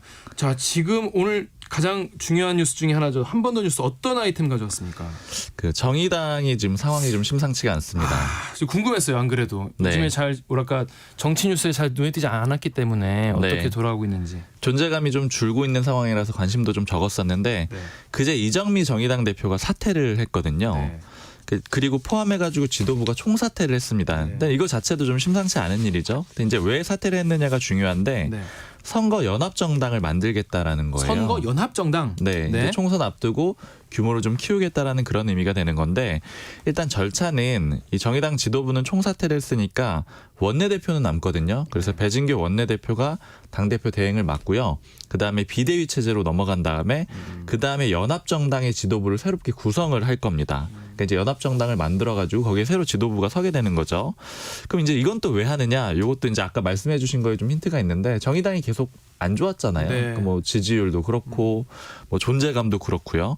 그리고 특히 가장 최근에 있었던 서울 강서구청장 보궐선거에서는 득표율이 1.83%였어요. 너무 낮게 나온 거죠. 맞아요. 예전에 정의당이 그래도 잘 될 때는 한 5% 이상은 항상 대선 같은 데서 받았었거든요. 그런 거에 비유하면 너무 적고요. 사실 네 번째가 진보당이었는데 진보당은 1.38%였거든요. 그러니까 거의 차이가 안 나는 나왔네요. 그런 수준이 된 겁니다. 뭐 이번뿐이 아니고 여태까지 계속 위기였기 때문에 이정미 대표가 거의 재창당을 하겠다 이런 목표를 세우고 계속 당쇄신을 준비해 왔는데 이제 그 결과물, 그러니까 그 해답으로 선거 연합정당을 내놓은 거예요. 선거 연합정당이라는 것이 생소한 분들이 많을 텐데 이게 합당 이런 거랑은 좀 다른 건가요? 어떤 맞습니다. 그러니까 선거를 연합해서 치른다라는 건데 지금 정의당의 설명은 정의당이 일종의 플랫폼이 된다라는 거예요. 그러니까 어쨌든 원내 의석수도 갖추고 있고 하니까 플랫폼이 되고 거기에다가 이런저런 세력들을 뭉쳐가지고 일종의 연합체를 만드는 겁니다. 그 연합체가 어디냐가 좀 중요할 텐데 그렇죠. 그 대상을 세 개로 좀 나눠서 볼 수가 있거든요. 이제 정의당이 공개를 한 건데 네. 일단 첫 번째는 민주노총 등 노동 세력 이렇게 얘기를 했습니다. 네. 그리고 두 번째는 녹색당 등 진보 정당. 네. 그리고 세 번째는 이제 지역 정당 등 뭐 제3의 정치 세력 이렇게 돼 있는데 일단 뭐 좀 이렇게 들으면 잘 이해가 안 가가지고 민주노총이라고 딱 들으면 뭐 당이 아니잖아요. 민주노총이. 그렇죠. 그리고 너무 크죠. 사실 민주노총을 그렇죠. 다 같이 할 수 있다라고 하면 대단한 건데 네. 정의당 사람들한테 좀 물어봤더니 이제 그 정도까지는 안 될 것 같고 뭐 예를 들자면은 민주노총 안에도 뭐 많잖아요. 지부도 많고 지회도 많고 이렇게 돼 있잖아요. 그러니까 그 중에 일부 좀 가능한 곳들은 연대를 하겠다라는 거고 그다음에 지역 정당 등 제3의 정치 세력 이게 좀 헷갈리는데 이거는 물어보니까 이런 거더라고요. 그러니까 중앙당이 없는 예를 들면은 뭐 극단적으로 그냥 제가 예를 들자면은 그냥 뭐 여의도동 당 뭐 이런 뭐 동네에도 이제 당 같은 걸 만들고 싶어하는 사람들이 있는데 이런 사람들 좀 끌어안는 그런 플랫폼이 되겠다라는 거고요. 사실 이제 이것보다 중요한 건 이제 어느 정당이랑 연합을 할 수 있느냐 이건데 지금 아까 녹색당은 얘기를 했잖아요. 그러니까 네. 녹색당은 어느 정도 가시화가 돼 있고요. 물어보니까 진보당, 노동당 이런 데랑도 협의를 할 거라고 합니다. 근데 이제 여기서 중요한 거는 지금 신당 창당 움직임이 굉장히 들썩들썩하고 있잖아요. 그렇죠. 그러니까 이제 매물들이 사실 매물이라 표현하면 좀 그렇지만 뭐 굉장히 많이 나와 있는 그런 상황이거든요. 뭐 대표적으로 금태섭 신당, 양양자 신당 그리고 아직 나오진 않았지만 뭐 이준석, 유승민 신당 이런 것들이 예측이 되는 상황인데 이런 데는 안 된다라는 겁니다. 그러니까 아까 진보 정당으로 한정을 지었잖아요. 가는 길이 다르니까 추구하는 가치가 다르기 맞습니다. 때문에. 중도 보수 계열하고는 안 하겠다. 이런 선언이라고도 볼 수 있습니다. 근데 내부에서는 그러면 그럼 그렇게 하기로 합시다. 다 좀 정해진 겁니까? 다 동의하는 거예요? 아니요, 지금 이제 쪼개지는 게 거의 확실하게 쪼개진다고요? 네, 또? 확실하게 된 그런 상황이 됐는데 예. 지금 이렇게 그 정의당 얘기를 지난번에도 한번 해드린 적이 있었는데. 정의당이 이제 그렇게 큰 정당이라고 볼 수는 없지만 안에를 보면은 그 의견 그룹이라고 이렇게 표현을 하던데 그냥 소위 말하면 개파 같은 것들이 한 5개 이상이 있어요. 아, 지금 거대 정당보다 더 많네요. 훨씬 많습니다. 거대 정당은 보통 둘이죠. 주류 네. 비주류. 그러니까 네. 뭐 친윤 비윤 네. 아니면 뭐 친명 비명 이렇게 되는데 여기는 한 5개 정도가 있고 5개. 그래서 이제 대표적으로 이정미 대표가 소속된 데가 이제 인천연합이라고 하는 데인데 여기하고 또 이제 두 번째로 큰 데가 전환이라고 하는 데인데 이런 데들은 이제 주류고 방금 제가 말씀드린 그 방향으로 가기로 정한 거예요. 그러다 보니까 정의당은 이 방향으로 가게 됐는데 이거 싫어 이렇게 하는 사람들이 있거든요. 그게 바로 이제 뭐 대한신당 모임이라고 해서 여기는 박원석 전 의원이 좀 주도하는 모임이고 그다음에 뭐 예를 들어 함께 서울도 있고 세 번째 권력이라고 있는데 세 번째 권력은 이제 류호정 장혜영 의원 여기가 이제 주도하는 그런 그룹입니다. 현역 의원이 않습니까? 맞습니다. 이렇게 둘이 포함되어 있는데 근데 이제 여기서 이제 같이 갈 수 없다라고 하는 사람들은 어떤 입장이냐면은 그렇게 연합정당을 만든다라는 거는 그 예전에 지난번에 총선 때 했었던 일종의 비례위성정당의 그런 모양이 될 수도 있다. 그러니까 이런 우려가 있고 두 번째는 이 정답이 마음에 들지 않는다라는 거예요. 이렇게 갖는 거는 결국에는 옛날에 했던 그 표현 이렇게 하더라고요. 도로통합진보당으로 가려는 거 아니냐. 아 다시 예전에. 네. 그리고 운동권 집합이 되려는 게 아니냐. 뭐 이런 얘기들을 좀 하면서 비판을 하고 그리고 이제 시간이 지나면은 나올 거라고 지금 이미 공언을 하고 있는 상태입니다. 나올 거라는 게 정의당에서 탈당한다는 맞습니다. 얘기인가요? 정의당을 떠나겠다라는 거예요. 그 두 분이 지금 현역이신데 두 분이 나오면 참 정의당 입장에서 굉장히 난감할 것 같고. 근데 그것도 이제 얘기를 들어보니까 좀 복잡한 거는 네. 두 사람이 나오게 되면은 네. 그 비례대표잖아요. 네네. 그 의원직 상실의 문제가 있거든요. 근데 만약에 관계가 좋은 경우에는 뭐 출당시켜줘서 의원직이 유지가 될 수도 있겠지만 그렇게 될 가능성이 굉장히 낮겠죠. 사이가 별로 좋지 그렇죠. 않으니까요. 근데 그렇죠. 그 다음 순번으로 물려받는 사람들이 네. 뭐 예를 들자면 뭐 인천연합이나 이런 데 포함이 돼 있다라는 거예요. 그래서 그렇게 주류 쪽에서는 나쁘지만은 않은 카드일 수도 있고 이런 것들도 아마 또 쟁점이 될 것 무슨 얘기인지 같아요. 알겠네요. 이 계산이 복잡하네요. 네. 그러면 지금 현역 의원들로 중심이 된 이 세 번째 권력 이분들은 그럼 앞으로 어떻게 좀 하고 싶다는 겁니까? 그러면 네, 현역 의원 2명이 이제 포함돼 있는데 여기가 이제 입장문을 냈거든요. 이런 이제 그 정의당 전체적인 방향이 나오니까 반발하는 입장문을 냈는데 모든 가능성을 열어두고 정치 개편과 신당 추진을 해나가겠다 이렇게 얘기를 했는데 이 모든 가능성이 좀 중요합니다. 모든 가능성이라고 말은 하지만 사실 바라는 바가 있을 거 아니겠습니까? 맞습니다. 예. 어디까지 갈 거냐. 사실 세 번째 권력 쪽 사람하고 어제도 만나고 뭐 다른 사람하고 통화도 해봤는데 일단 가장 대표적으로 제가 좀 주목해서 들은 얘기는 이준석 전 대표 측하고 세 번째 권력 쪽의 주요 인사가 다음 주 중에 만날 거다 이런 얘기를 하더라고요. 다음 주 중에. 그러니까 이 얘기는 뭐냐면은 이준석 전 대표 신당도 오케이라는 얘기인 거죠. 그것도 그렇지만은 거꾸로 말하면 이준석 전 대표도 관심이 있다는 얘기잖아요. 근데 그거는 조금 애매한 것 같아요. 저는 이준석 전 대표 쪽에도 물어보고 사실 이제 금태섭 전 의원 쪽에도 물어보고 다양하게 물어보면은 금태섭 전 의원이나 세 번째 권력, 그러니까 정의당 내부의 이제 그 소수 그룹은 다 열려 있어요. 왜냐하면 다 끌어모아도 지금 될까 말까 한다라는 거고 그리고 어떤 이제 가치라는 측면보다는 그러니까 가치가 이제 여러 가지 측면이 있을 텐데 예전에 뭐 진보 보수 이런 가치보다는 정치의 정상화, 그러니까 뭐 당내 민주주의의 정상화 이런 데에 더 초점을 두고 있는 겁니다. 그러니까 예전에 보던 시각으로 보던 뭐 진보 보수 이게 크게 상관이 없이 그런 거에 문제의식을 가진 사람은 다 뭉칠 수 있다라는 건데 근데 문제는 이준석 전 대표 쪽에 물어보면은 류호정 장혜영 의원이랑 같이 하는 거에 대해서 좀 회의적이에요. 그러니까 왜냐면은 결이 너무 다르다라고 생각을 하는 거고 좀 해석을 해보자면 그러니까 예를 들자면 뭐 페미니즘과 관련된 그런 입장차 같은 것들이 있고 그렇죠. 이제 이준석 전 대표의 주요 지지층들이 또 이제 예전 표현으로 뭐 이대남이라고 해서 이제 젊은 남성들이 많이 돼 있잖아요. 그렇게 연대를 하게 됐을 때 어떤 반발이 있을 거다 이렇게도 좀 생각을 하고 있는 것 같습니다. 근데 정의당 입장에서는 뭐 그래도 안 나가고 같이 가는 게 사실 베스트일지 아니면은 자꾸 잡음이 난다고 여길지 그것도 참 궁금하네요. 그러니까 사실 이미 제가 취재하기로는 이제 결별이 됐다라고 이미 생각을 하는 그런 상태에 왔습니다. 알겠습니다. 지금까지 정의당 속 내부 사정 들어봤습니다. 지금까지 경향신문 박순봉 기자였습니다. 고맙습니다. 감사합니다. KBS 라디오 최강시사 2부 여기서 마치고요. 잠시 후 3부에서는 뉴스 일대기 그리고 김준영 한동대 교수 만나겠습니다.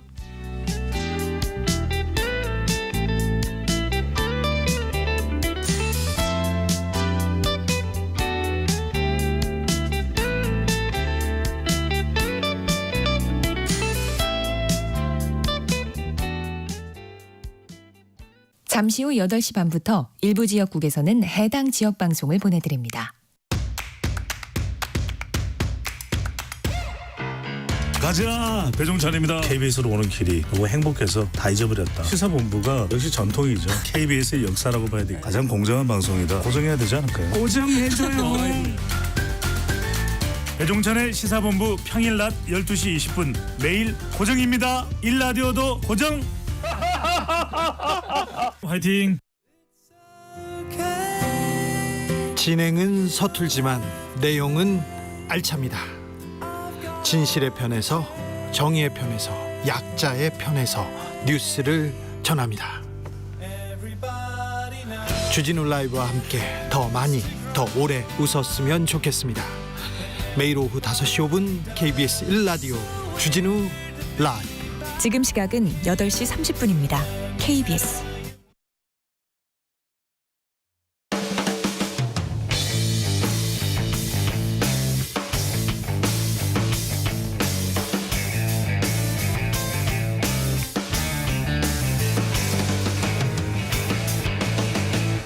KBS 최강 시사.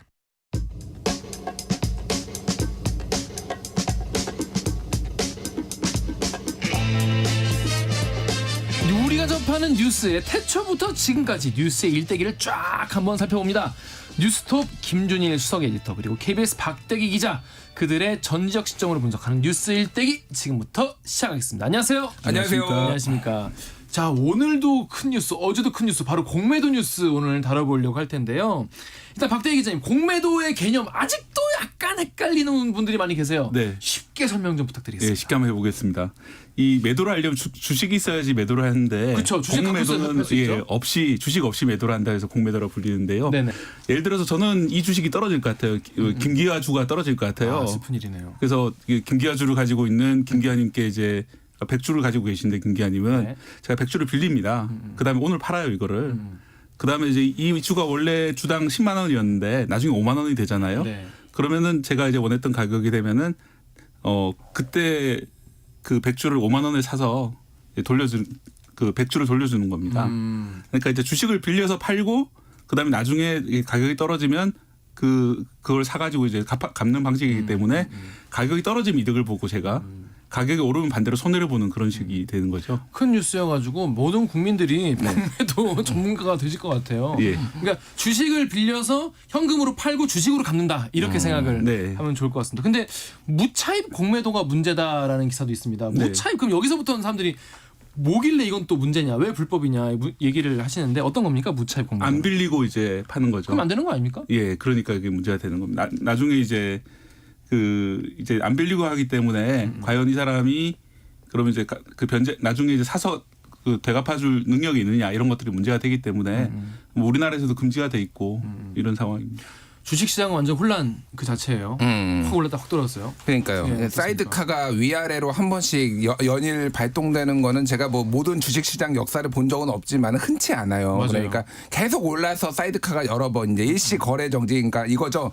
진정해 워워 이제 이런 거가 다 하루하루로 이렇게 번갈아 가는 거는 이게 뭐 다른 거를 떠나서 주식시장의 어떤 변동성과 혼란이 좀 가중되고 있다, 이렇게 봐야 될 것 같아요. 그래서 이게 계속 지속될지는 알 수 없어. 이런 현상이 계속 지속될지는 알 수 없으나 사실 조금 금융당국이 상당히 무책임하게 이거를 결정을 했다, 이런 비판은 좀 피하기는 어려울 것 같습니다. 첫날 같은 경우는 이제 숏커버링 때문에 그 주가 많이 올랐을 거라고 생각합니다. 뭡니까? 이거는 이제 그 숏이라고 부르는데, 공매도 포지션을 잡는 것을 숏을 잡는다라고 얘기를 하는데요. 그런데 이제 그 떨어질 거라고 베팅한 사람들이 있었는데, 이 공매도 금지가 갑자기 되니까 이거를 일단 주식을 돌려줘야 되는 상황이 된 겁니다. 네. 왜냐하면 앞으로 이제 공매도 거래를 할 수 없기 때문에 당분간은 그렇게 판단한 사람들이 이게 주식을 돌려주다 보니까, 주식을 돌려주려고 하면 이 사람들 주식을 사야 돼요. 그렇죠. 그래서 이제 그제 외국인들이 많이 주식을 샀는데, 그 이유는 이제 숏커버링을 하기 위해 가지고 주식을 산 거거든요. 근데 이제 첫날 대부분의 숏커버링이 이루어지고 둘째 날은 좀 더 이제 좀 지켜보자, 그다음에 오른 만큼 이제 차익 실현을 하는 이런 사람들이 많아지면서 가격이 떨어졌던 거죠. 그래서 이런 변동성 확대가 당분간 좀 약간 오르락 내리락 계속 하지 않을까, 이런 예상하시는 분들이 많습니다. 중장기적으로 이제 금융시장이 뭔가 더 선진화될 것인지, 더 예측 가능성이 줄어들 것인지, 아니면 늘어날 것인지, 외국인들 어떻게 볼 것인지 이런 거에 대해서 많은 금융 전문가들이 예측을 하고 있습니다. 어떻게 보십니까? 그러니까 이게 저는 다른 거를 떠나가지고 지금 이거를 금지를 해야 돼? 라는 것에 대해서 깊은 회의감과 불신이 있어요. 6월까지. 예, 그러니까 내년 6월까지니까 8개월이거든요. 자, 우리나라에서 이거를 금지를 한 게 딱 3번 있습니다. 3번이 있는데 2008년 글로벌 금융위기, 2011년 유럽의 재정위기, 그리고 2020년 그 팬데믹, 그리고 이거는 주가가 엄청나게 다 빠졌어요. 그러니까 그래서 그때 2008년에는 8개월. 그리고 2011년에는 3개월, 그리고 2020년에는 6개월을 공매도를 했거든요. 근데 지금 금융위기인가요? 그러니까 공매도 금지를 했죠. 예, 전세 그때는 우리나라 말고도 공매도를 금지한 국가들이 꽤 있었어요. 뭐 미국이나 영국 같은 데는 공매도 금지 안 하고 계속 갔지만은 주요국들 중에도 하니까 공매도 금지하지. 이해가 이렇게 전 세계가 다 이해를 했거든요. 서로 자기들도 하니까. 지금 현 시점에서 공매도를 금지하고 있는 나라는 OECD 국가 중에서 튀르키예, 터키하고 한국밖에 없어요. 그러니까 이게 뜬금없다라는 거예요. 그것도 8개월이나 지금 잡았거든요. 그러니까 2008년 금융위기 때 8개월 최장했던데 지금 8개월씩이나 이거를 잡아가지고 하는 게 맞느냐, 첫 번째. 두 번째는 이거를 금지를 하는 것과 이거를 개선하는 거는 별도의 문제예요. 예를 들면은 어떤 게 개선? 그러니까 지금 이게 개미들의 주장은 뭐냐면은 이게 기울어준 운동장, 그러니까 두 가지 주장이 있어요. 아예 공매도 자체를 폐지하자. 영구히 폐지하자. 이거는 외국인들의 놀이터고, 그리고 이거는 한국 주가가 더 오르는데 발목을 잡으니까 폐지하자라는 강경파가 있고요. 온건파는 뭐냐면은 폐지를 하는 거는 글로벌 스탠다드에 맞지 않아. 그럼 우리 시장 자체가 오히려 평가절하되고 외국 자본들 다 빠져나가니까 유지는 하되, 지금 외국인들이 맘대로 와가지고 그리고 개인하고의 이 차별점을 이제 해소하자라는 거. 예를 들면 이런 겁니다. 자, 공매도를 하기 위해서 그러면은 증거금이 있잖아요. 돈을 맡겨야 돼요. 근데 외국하고 기관은 105%. 예를 들면 내가 10만 원어치 빌리면은 10만 5천 원만 맡기면 되는데 개인은 120만 원, 그러니까 아니야 12만 원을 맡겨야 되는 거예요. 그러니까 이런 식으로 이게 약간 이제 차별이 있으니까 이거를 일치시켜야 된다. 그리고 또 하나는 개인은 90일 안에 상환해야 돼요. 무조건 그때 손해를 봤든 이익을 봤든. 근데 외국인 같은 경우에는 최대 1년까지 하는데 이거를 협의하면 무한정으로 연장할 수 있어요. 그러니까 사실상 무기한이에요. 그러니까 언젠가는 빠질 때까지 이거를 할 수 있다라는 거예요. 이 포지션을, 숏 포지션을 계속 가져갈 수 있다라는. 이거는 완전 차별이다. 이것도 그럼 맞춰달라. 예를 들면 뭐 이런 겁니다. 근데 이거를 공매도를 금지해야지만 할 수 있나요? 그러니까 제대로 바꾸면 되잖아요. 그러니까 이거는 그러면은 내년 6월까지 이렇게 예고를 하면 돼. 우리 이렇게 바꾸겠다. 이게 개미들이 계속 얘기한 거거든요. 그리고 처벌 규정이 너무 약하다. 이를테면은 2010년부터 올해 8월까지 지금 그 국감 자료를 보면은 174건의 공매도, 불법 공매도가 적발이 됐는데 형사처벌이 단 한 건도 없습니다. 그러니까 근데 미국 같은 경우에는 최대 징역 20년이거든요. 그리고 뭐 다른 유럽 국가들은 아예 영업 정지 시켜버려요. 그러니까 이 정도로 세게 만들어 가지고 이거를 못하게 만드는 게 이게 건데, 이게 그러면 공매도를 중지해야 돼요? 이거를? 그러니까 이게 공매도를 중지하는 거하고 제도 개선하는 거하고는 잘 이게 통하지가 않는 거예요. 그러니까 이게 좀 뜬금없다. 그리고 시장에 너무 많은 충격을 준다. 이제 비판이 나오는 거죠. 그러니까. 안 그래도 방금 이제 글로벌 스탠다드에 안 맞는다고 얘기를 하셨는데, 박대 기자님 지금 외국인들은 어떻게 지금 보고 있습니까? 저도 이제 이거 관련해서 투자를 하는 그 홍콩에 있는 뭐 후배들 이런 애들을 모아서 이제 얘기를 좀 해봤는데요. 일단 그 왜 외국인들이 이 공매도를 좋아하느냐 하면은 양방향으로 투자가 가능합니다. 주가가 이제 오를 때도 투자가 되지만 내릴 때도 투자를 할 수 있는 거죠. 공매도라는 것은. 그렇기 때문에 한국 시장에 들어와 있는 자본들 중에서 상당수는 한국 시장이 오르든 내리든 간에 양쪽으로 투자를 할 수 있기 때문에 한국 시장이 매력적이 되는 거거든요. 그래서 이제 주요국 시장에서는 대부분 다 이제 양방 매도가 가능하도록 공매도를 풀어놓고 있는 것인데, 한쪽으로만 거래를 할 수 있게 한다면은 첫째 그 투자할 수 있는 폭이 최소한 50%가 줄어드는 거고, 그렇네요. 두 번째 문제는 지금 나와 있는 가격이 과연 믿을 수 있는 가격인가. 왜냐하면은 이게 지금 주식 가지고 계신 분들은 다 이게 그 오를 거라 생각을 가지고 계신 거잖아요. 떨어질 거라고 생각해서 빌려서 파는 사람들이 없기 때문에 이 가격이 좀 그 적정 가격보다 더 올라가 있을 수가 있거든요. 그렇죠. 거품이 생길 수 있다는 말이죠. 그런 상황 때문에 이 주식이 거품이 있다라는 의심이 들면 사기가 되게 어려워지는 상황이고 그럼 투자가 좀 어려워지는 그런 상황이 벌어질 수가 있기 때문에 우려를 하는 거고요. 다만 그동안 이제 많이 나왔던 얘기가 이 공매도가 말씀하셨던 것처럼 김준일 대표님께서 그 공매도가 외국인들이 주로 할 수 있었고 외국인이나 기관 투자자들이 놀이터 아니었나 이런 불만이 되게 많은 상황이기 때문에 이 점은 분명히 보완을 해야 될 거라고 생각을 합니다. 외신에서도 우려를 많이 하고 있는 거죠. 그러니까 지금. 네. 뭐 블룸버그나 이런 데를 보면은 결국은 어떤 정치적 문제 때문에 인기를 얻기 위해서 이렇게 하는 게 아니냐 뭐 이렇게 의심을 하고 있고요. 뭐 그런 상황입니다. 뭐 MSCI 지수 얘기를 간단히 말씀드릴게요. 그냥 모건 스탠리 이제 캐피탈 인터내셔널 인덱스 뭐 이건 건데 쉽게 얘기하면 모건 스탠리의 자회사인 모건 스탠리 이제 캐피탈 인터내셔널이 만든 지수인데, 그러니까 전 세계 지수들이 수치도 기준점도 다르고 이게 뭐 수치도 다르고 그러니까 비교를 할 수가 없으니까 나라마다 다르니까. 예, 그거를 비교를 할 수 있게 이렇게 묶어가지고 통합할 수 있게 기준점을 잡아가지고 한 게 이제 MSCI예요. 여기에는 이제 4개 시장이 4개가 있습니다. 하나는 선진 시장, 그리고 신흥 시장, 그리고 프론티어 시장, 독립 시장이 있는데. 이제 우리나라는 신흥 시장이에요. 근데 예, 선진 시장으로 들어가고 싶어요. 자, 선진 시장은 23개국이 있습니다. 우리가 알고 있는 미국, 일본, 뭐 홍콩 뭐 이런 데들이 있어요. 근데 한국의 입장에서 보면은 야 우리는 G8, G7 이 정도 경제 규모인데 왜 우리가 23등, 24등이야 우리가? 왜 이것도 못해? 신흥 시장은 이제 한국, 중국 뭐 이런 데가 있는 거죠. 그러니까 뭐 인도 이런 데가 있는 거. 그러니까 우리나라가 특히 윤석열 정부가 우리 MSCI 들어가기 위해서 선진국으로 코리아 디스카운트를 해소하기 위해서 노력하겠다라고 이미 발표를 했고 지금 지속적으로 지금 작업을 해왔단 말이에요. 네. 근데 그 중에서 이 MSCI의 모건 스탠리가 가장 요구한 것 중에 하나가 공매도에 대해서 확실하게 너희 스탠스를 잡아라. 이거를 유지를 해라라는 거예요. 근데 이렇게 지금 결정을 함으로 인해서 선진국 신흥 시장에서 선진국 시장으로 가는데 이미 물거품이 돼버렸습니다. 이게 외신이 블룸버그나 이런 데서 다 지적하는 거거든요.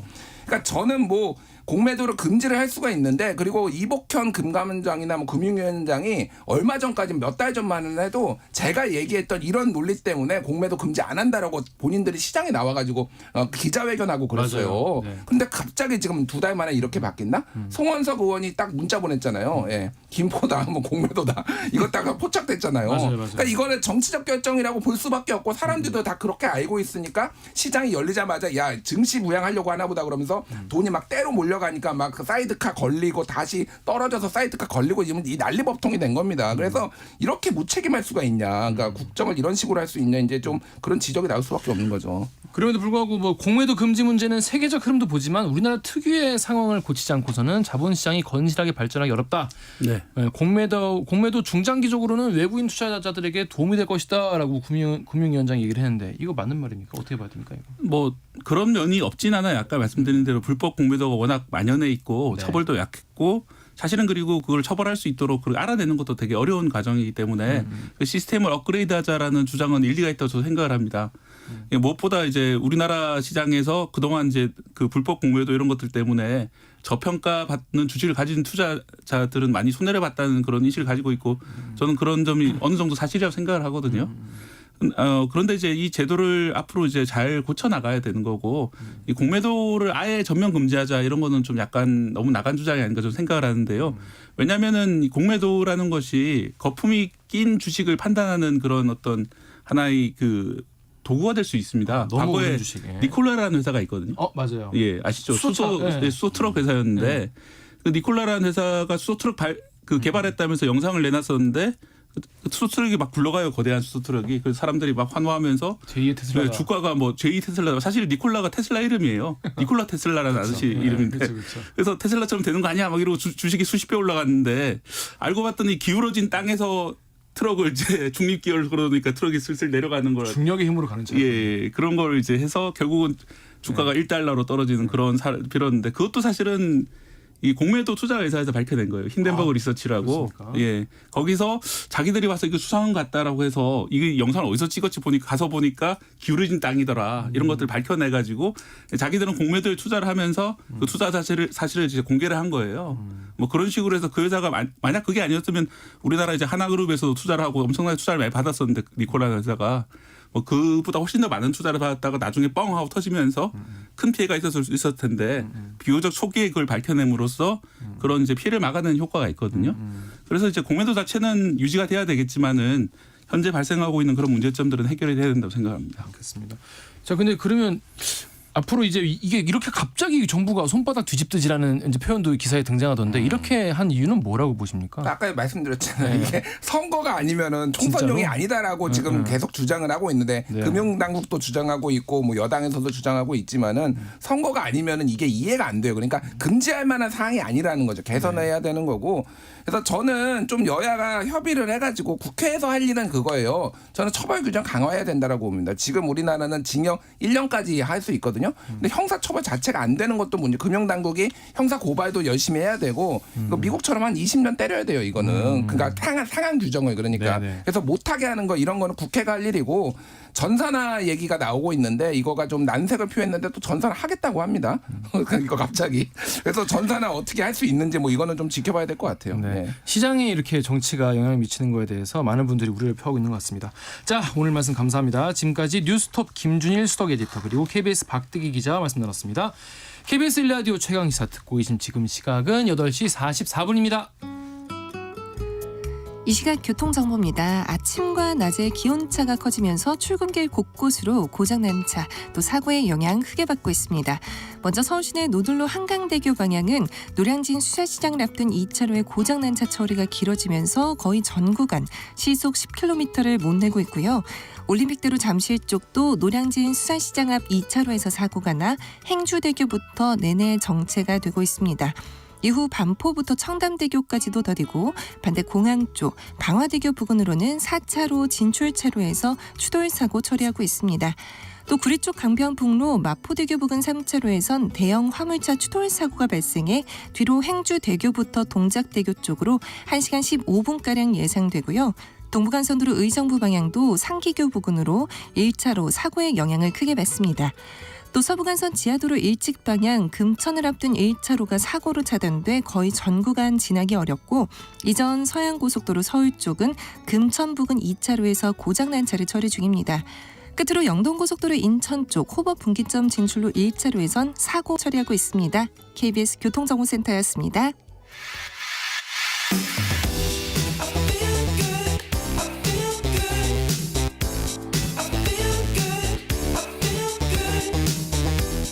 아침을 여는 기분 좋은 습관.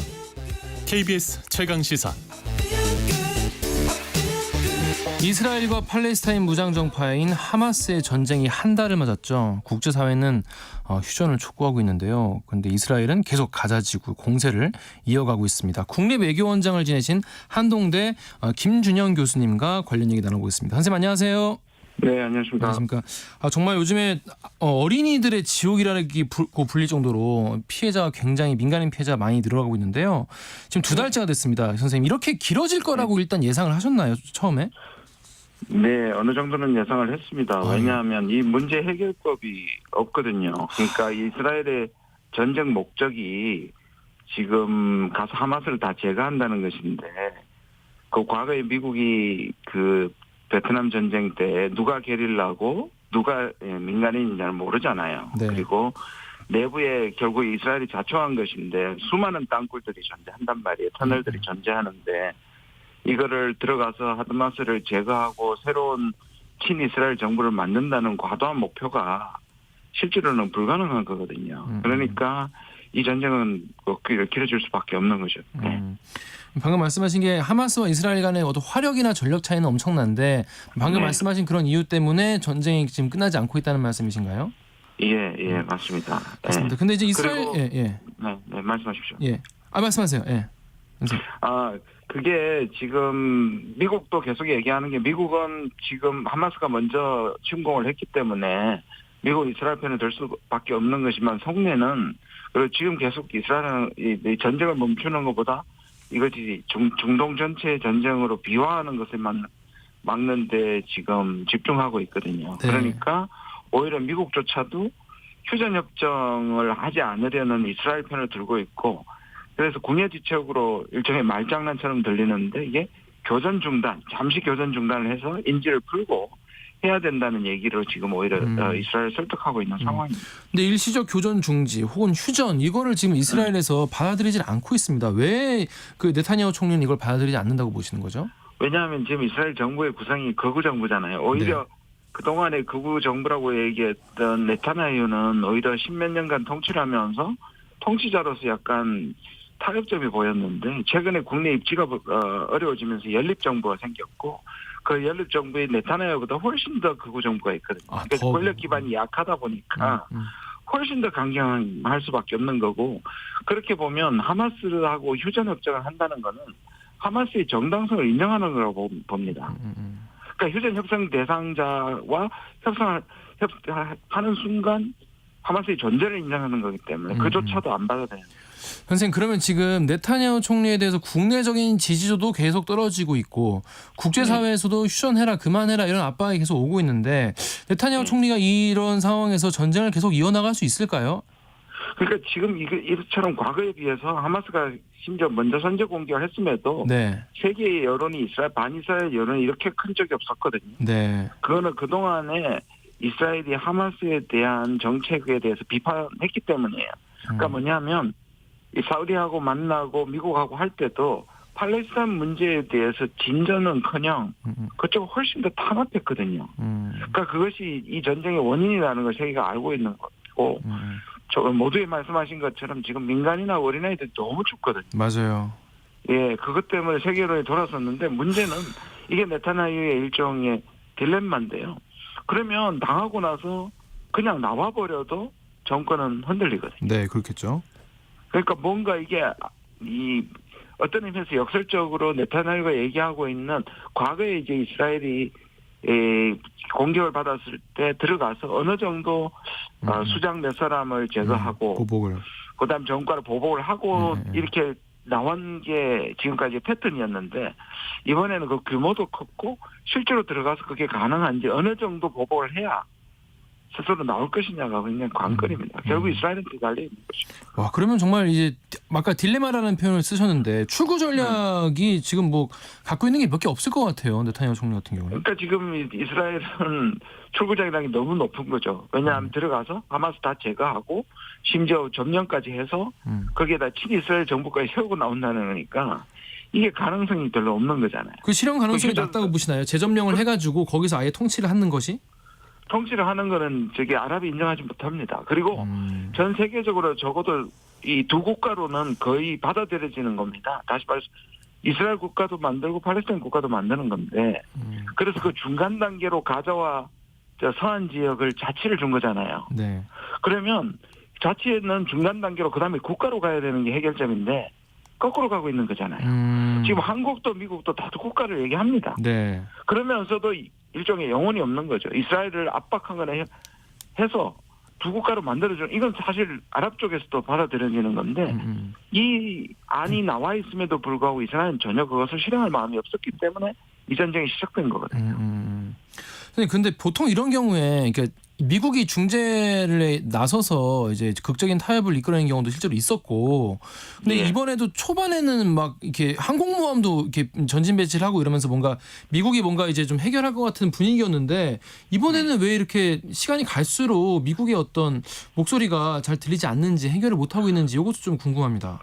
기본적으로 전체적으로 미국이 여러 지역에서 우크라이나도 마찬가지고요. 미국이 과거와 같은 소위 말하는 팍스 아메리카나는 이 팍스가 피스거든요. 네. 국제 정치에서 아주 압도적인 힘을 가진 존재가 있으면 이 안정을 이룰 수 있다는 게 어떤 국제 정치 이론인데 미국의 그 팍스 아메리카나가 저물고 있다는 증거이기도 하고요. 네. 만약에 그렇다면 그다음 두 번째는 미국이 중재적 입장을 가지고 있느냐네요. 그럼 다시 말해서 지난번에 바이든이 급히 날아갔을 때 아랍 지도자들이 안 만났잖아요. 네. 무슨 말씀이냐면 아랍이나 팔레스타인의 이해관계를 어느 정도 이스라엘에게 전달할 수 있고 타협을 이끌어낼 수 있는 소위 말하는 정직한 중재자여야 하는데 이게 안 되거든요. 그리고 미국 역시 또 미국 내에 있는 유대인들의 그룹에 대한 이 강력한 압력단체가 존재하기 때문에 그렇죠.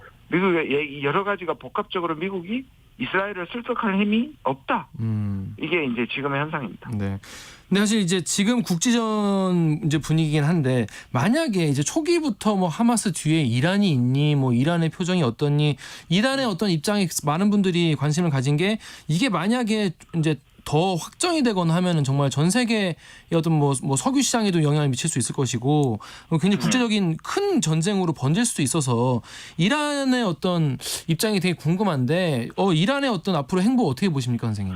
저는 이제 이란으로 넘어가서 이란이 확실히 정신적 물질적 지주가 되는 것은 맞는데요. 네. 그런데 이란조차도 지금 미국하고 전체 이스라엘하고 전쟁을 벌일 만큼 그런 걸 원하지 않는다고 보거든요. 사우디도 마찬가지고요. 미국도 마찬가지입니다. 그래서 이 전쟁이 더 악화되거나 계속 가거나 하지 않으면 암묵적인 뭔가 합의가 이루어진 것처럼 보입니다. 그래서 이걸 지금 말씀하신 확전은 가지 말자는 거고 미국도 최소한 지금 이스라엘한테 그 압력은 하고 있거든요.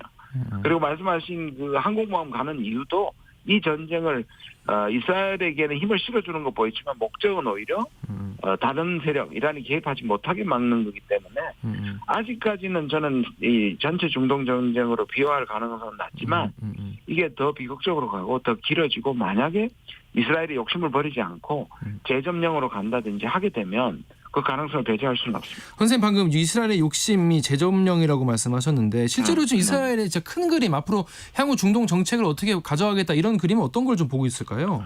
원래는 이 일종의 이걸 잔디깎기 전략이 팔레스타인의 전략입니다. 그러니까 툭 튀어나오는 사람 몇 사람 잘라가면서 온순하게 유지하는 것이고 이게 서한의 이제 아바스 정권은 상당히 온건하잖아요. 이스라엘이 통제 가능하다고 생각하고 타협 가능하다고 생각하는 거예요. 그러니까 서한 지구 모델을 가자에 하고 싶었는데 결국 하마스가 등장하면서 그게 다 깨졌거든요. 그러니까 서한 모델을 세운다 이걸 겁니다. 그런데 그게 가능하면 말이죠. 알겠습니다. 여기까지 듣겠습니다. 지금까지 김준영 한동대 교수님과 말씀 나눴습니다. 선생님 고맙습니다. 네, 감사합니다. 네, 11월 8일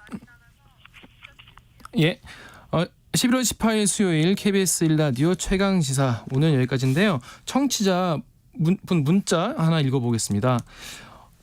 선을 너무 많이 넘은 이스라엘이다. 너무 문제가 많다. 걱정하시는 분도 많이 계셨고요. 저 앞으로 진행 잘 하라는 격려도 있었습니다.